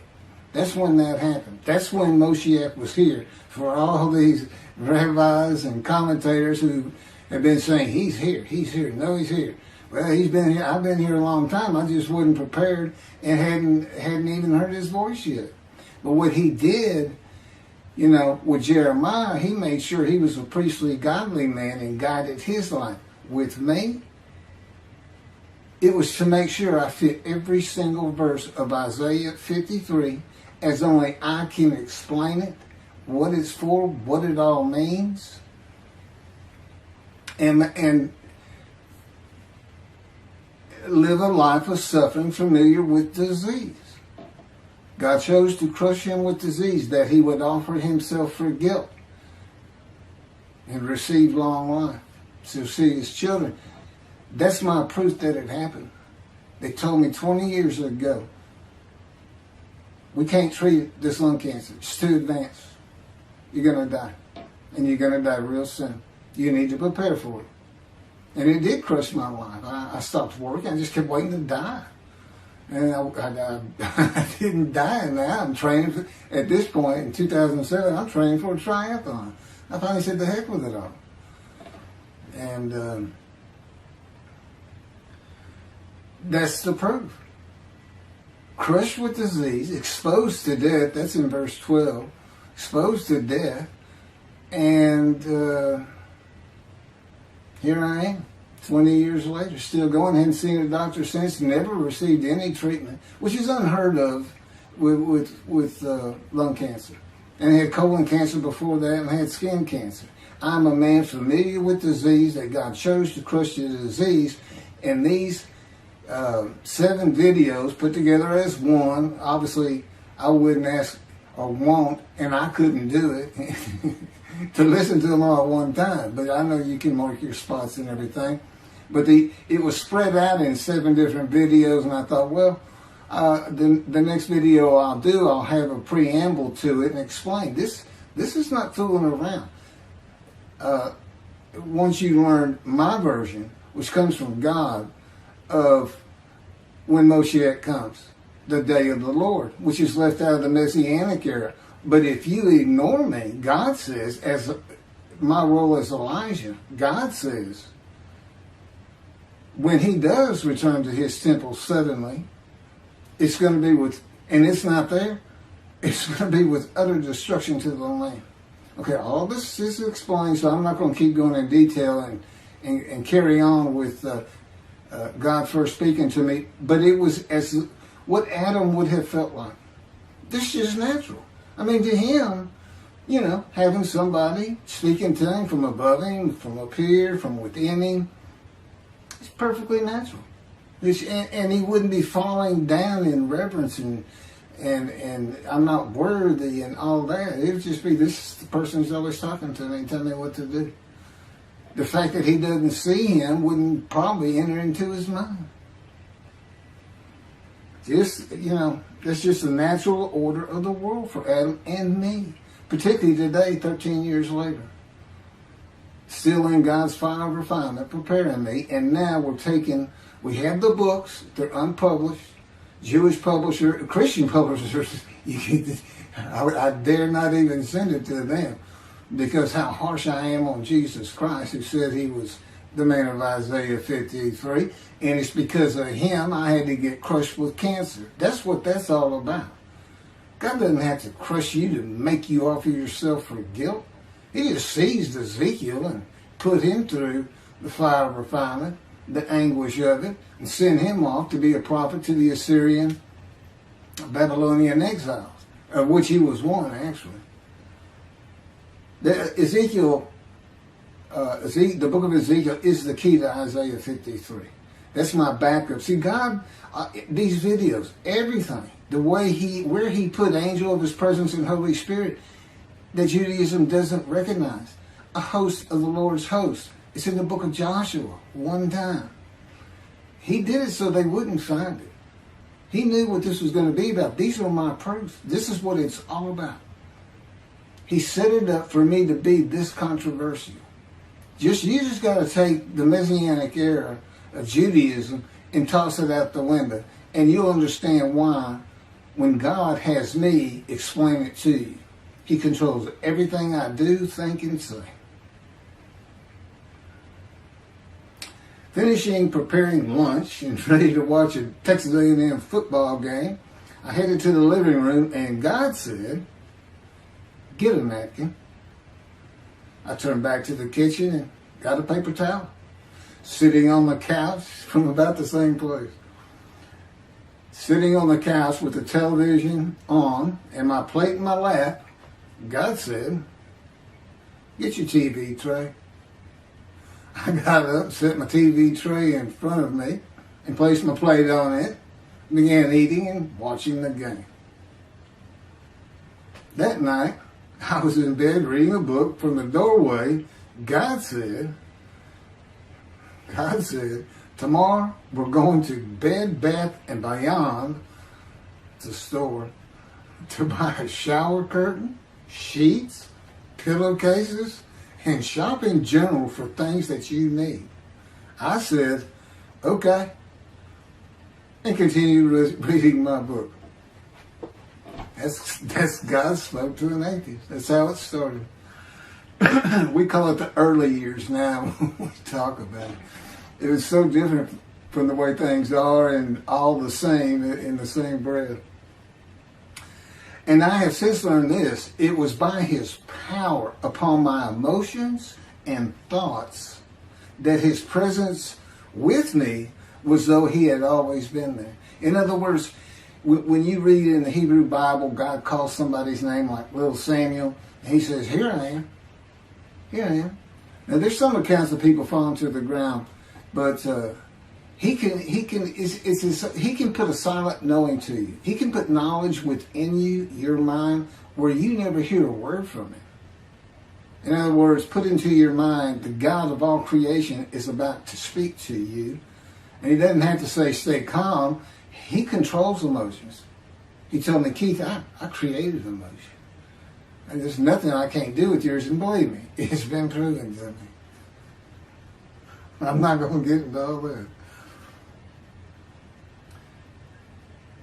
And then this story goes on. It turns out he had been like Jeremiah from the womb. Let me pass by that. I've never been affiliated with any church or synagogue. I've never had any teaching from yeshiva or seminary. Throughout my life, I did not. Let's put it this way. I was the actual opposite of Jesus Christ. Actual opposite. I'm a sinner. You know, I mean, he took me back. He said, look, you know, because I said, well, I wasn't that bad of a sinner. What? He said, really? So here we go off in vision like the story of Scrooge and the Ghost of Christmas Past. I started getting smart with him. This is us talking friend to friend. I can talk to him like he's just a buddy sometimes. There is a line I know not to cross. I said, why would you call that a sin? Why is that a sin? He said, Keith, it's a sin. You lied. I said, yeah, but if I didn't lie, I was going to jail. He said, but that don't make it good. I said, well, which comes first? Going to saving yourself? Or lying? And so what? I didn't believe in you anyway. I wasn't worried about going to hell either. It's just, I didn't think about those things. He tells me, man, I didn't let you. That's why I was with you from the get-go. He wanted me to be fresh. No preordained, settled in thoughts and beliefs on anything.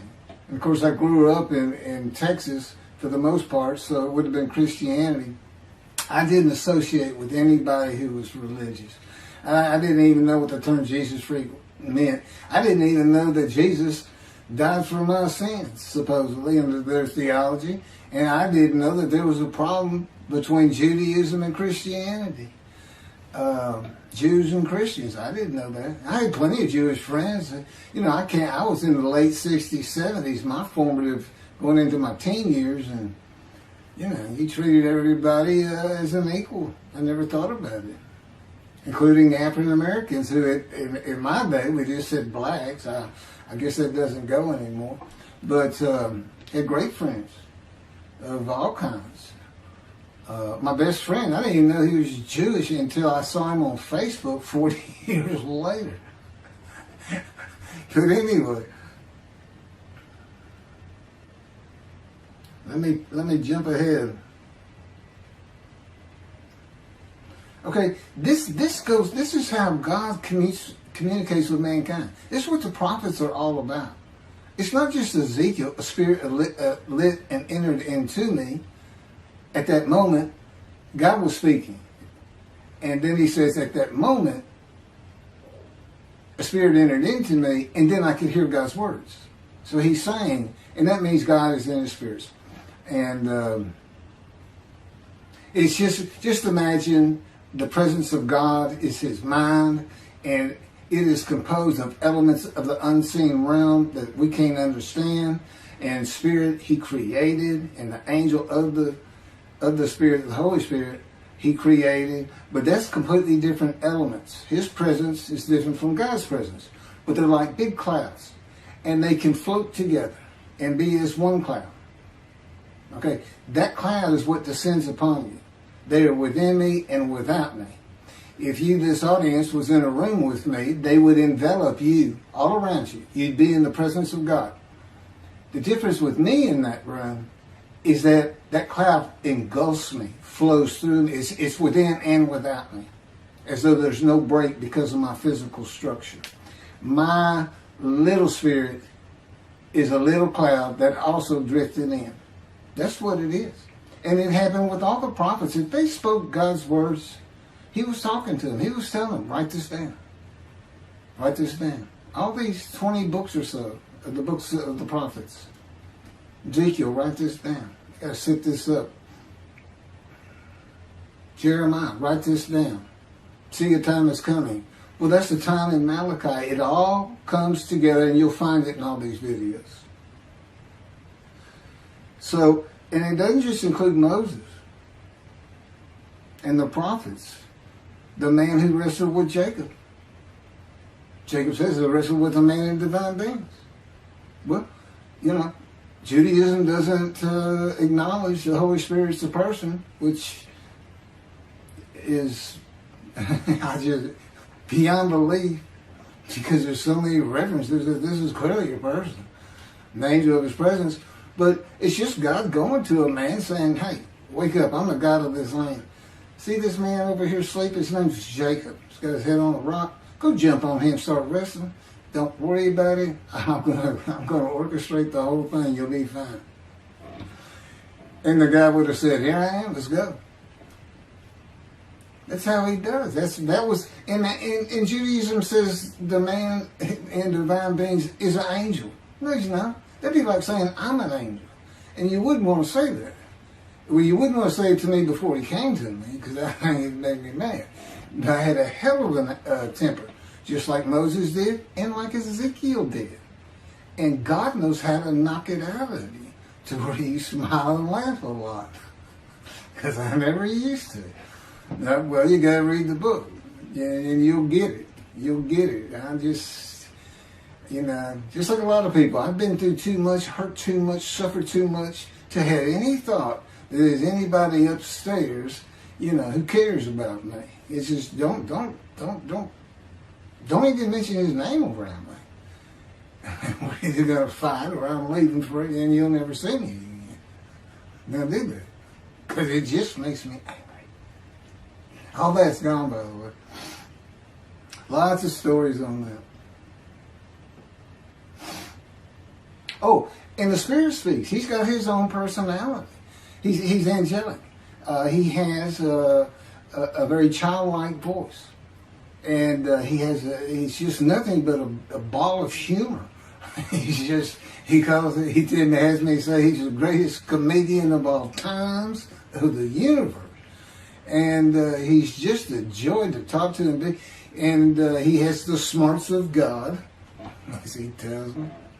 But I have instant communication with him. I have instant communication with God. It's like there's three persons in my mind. This one cloud is three clouds. It's two spirits in the elements of God's mind. And slow process of 13 years, and it's 13 years of, and this is from Isaiah 53, punishment, wounding, chastisement, maltreatment, crushing, bruising, and I'm telling you, he's relentless. It's in the stories, and I have a lot more once I get to Israel, and I have full confidence God's going to get it done. That's one thing I don't worry about. 13 years, a year and a half of trying to get books published, denied by everybody who even bothered to answer me, because it's just so different. And it can only go to Jewish publishers, and it's just like, well, this isn't the stuff we believe, and it sounds like he's saying it's him and this and that. Well, I was. God said I made sure I didn't get them published. I wanted to do the videos first. You see, I'm not on the executive committee. I don't know what's going on 99% of the time. I don't know what I'm going to have for dinner. I no longer have self-will. I can't ask him for anything. There's all kinds of reasons for that, such as, you know, if one of my kids gets sick and he doesn't heal them up, you know, cancer or something, Am I going to be disappointed? Am I going to be hurt? The answer is no. He's trained me too well to even bother asking. If he's going to do it, he's going to do it. I know he has the knowledge, and he's right here with me. So, it's a long, detailed process. I know things from his perspective. This is another reason the Messianic era is not going to happen. And it comes out in these films. But the Holy Spirit, the angel of his presence, we're friends. God says, I can't be friends with human beings. I said, well, we're friendly with each other. He says, yes, that's right. I said, I Googled this, and technically you are my friend. He said, well, I know, but I just don't acknowledge you.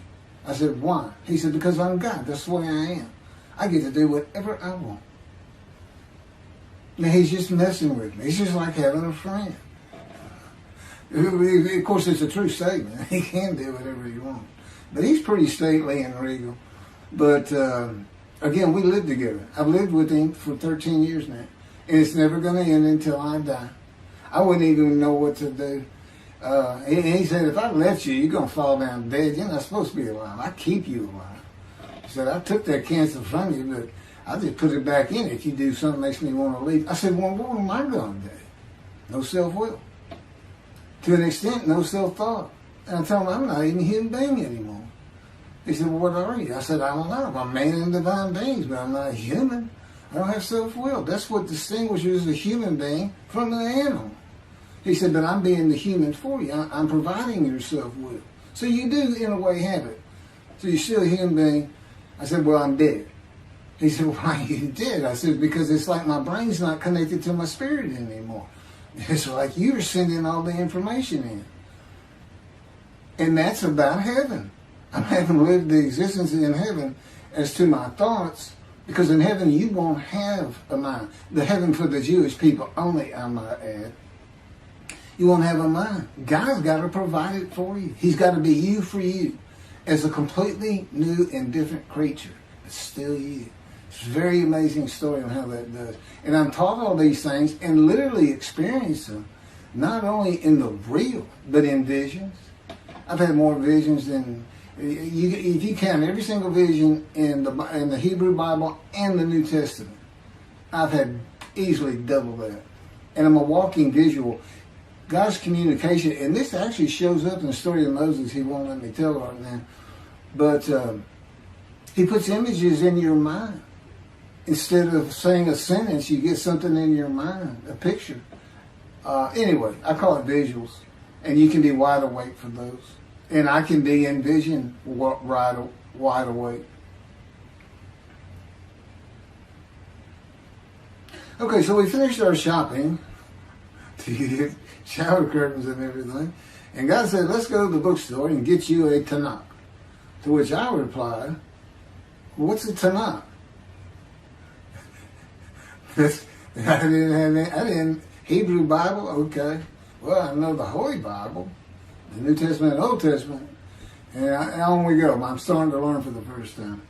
At Barnes & Noble's, we looked at all the Hebrew Bibles and purchased the Jewish Publication Society's Tanakh, the Holy Scriptures, which is a translation that began in 1956 and was published in 85. Men who spent 30 years on the Leningrad Codex, the oldest Hebrew Bible in existence. They started from scratch. I hear these rabbis and people saying, well, I know what these translations are, this and that and this. And God says, just go with the JPS. They hit it right just about every single time.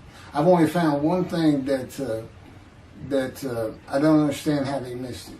But it's in 53. This is the 1985 edition. That's the best translation you can get out there. And I don't just hear God speak to me. His presence is heavy. And I'm also, it says he pinned Ezekiel's arms behind his back with his cords of power. And by his cords of power, Ezekiel could not leave his house. That's in Isaiah 53. He took him from the land of the living. He took him from society. The man of Isaiah 53 lives, so he's taken from society, but that doesn't, from the land of the living, that doesn't mean he died. And there's no crucifixion in 53. So, you start to see how Ezekiel is so important in this. And that's where you find out about the covenants of friendship that come with God in the day of the Lord when Moshiach comes. Again, you don't hear anything about it in this Messianic era. I'll tell you this. I think the Jewish people are going to like this better. I think throwing out all that rubbish Judaism has been teaching from back in antiquity, that's where they're stuck, and see what's really going to happen with God coming back, a man in divine beings, with the capabilities of Moses, Elijah, the descendant of David. All their attributes, okay, are in me. I can be each and every one of them, and I can be all four of them at one time. And God can speak through me. So, it's going to be fun, and he wants his temple rebuilt. That's the purpose of Isaiah 53. It says, a purpose which might prosper of God. But he doesn't tell us what the purpose is. Well, we find it in Malachi 3. I'm sending my messenger before me to clear the way for me, and I shall return to my temple suddenly. But the covenant that comes with David says, I'm going to place my sanctuary amongst you. He already knows it's not going to be there. And then we have Elijah in Malachi 3. Well, he's got a purpose that might prosper. And if it doesn't, God comes with utter destruction to the land. And again, you don't hear it with the Messianic era. Utter destruction to the land. There's 7 million Israeli Jews. How can you not read that and go, that sounds an awful lot like I'm going to raise up armies against you? How can you just ignore that? Well, anyway, we're getting it fixed up. And the purpose that might prosper, I never believed that. I think that just hooks the man of the righteous servant of God of 53. I think that puts him with, he's got the same purpose as Elijah. Elijah's supposed to bring the families back together through the laws and teachings God gave Moses, or being mindful of them. That's the new covenant. It's an amendment. It's an amendment that also has a new inclusion of sin forgiveness. Over the last 63 years, God's presence has resided in Texas, Louisiana, Florida, and Hawaii. And he is more than ready to return to his land, Israel. Because wherever I am is where his presence is, and those are all the different states I lived in over this time period. Wherever I go. As a matter of fact, if you see me in Israel down at the old city or down at Tel Aviv, you can turn to your friend and say, hey, I know where God is. They say, really? I thought he left. Some people say he died. He said, no, you see that guy over there? He's all around that guy. And some say inside too. That's what it's going to be like. God says, when we get to Israel, we're never leaving again. I said, I wanted to see Great Britain. He said, it's like, did you just ask for something? I was like, oh. Yeah, that's good. I hope I fry if I hit the border and cross over it. I hope I just burn up, burst into combustible flame.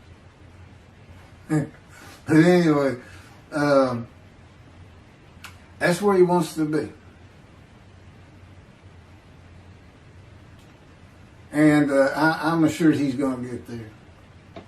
This purpose that might prosper, again, I think it just shows the purpose of the righteous servant and a purpose of Elijah. Because he knew I was going to be teaching. There's only, in the day of the Lord, as you would imagine, he wants to have all the prophecies fulfilled, be done with the prophecies. And there's only a handful. 4 men to come that we've never seen. The descendant of David, prophet like Moses, Elijah, and of course the righteous servant. We only have one description. Even the sages knew you got to have a description of the descendant of David. It's Isaiah 53. They called him in the Babylonian Talmud the Leper Scholar. You'll see me referencing it on just about every video. In other words, I'm saying, look, it's not Jesus, it's not the people Israel is taught today. it's this guy from the Talmud that just hadn't come yet. You just didn't know, didn't have a man that fit the description. Well, you do now. And two covenants. The friendship covenant, which is actually in two parts, Ezekiel 34 and Ezekiel 37. One part of which is, I'm going to put my sanctuary amongst my people. And the other part, interesting enough, has to do with the land blooming again, which is Jeremiah 31. See, a time is coming, the land will bloom again. See, a time is coming. The cities, after desolation of many years, 2,000 plus actually, will be restored and Jerusalem rebuilt. And the Jews shall never be defeated again. Okay, now we just talked about utter destruction likened to armies being raised. But here it is in this friendship covenant, in this, Jerusalem being rebuilt. If that's done, then you'll never be defeated again. So, you look at it and you go, well, there's kind of a problem between those two. And what I think it means is he's going to get the temple built now that Jerusalem's been rebuilt and he's come. That this might prosper because, it kind of gets you. So what is the purpose of God might prosper? Who thought you could do everything? And he said, well, in a large part, my people got to listen to you. They got to, especially the rabbis, they never listen to my prophets. They're all full of themselves. Think they know everything. Boy, he starts getting angry.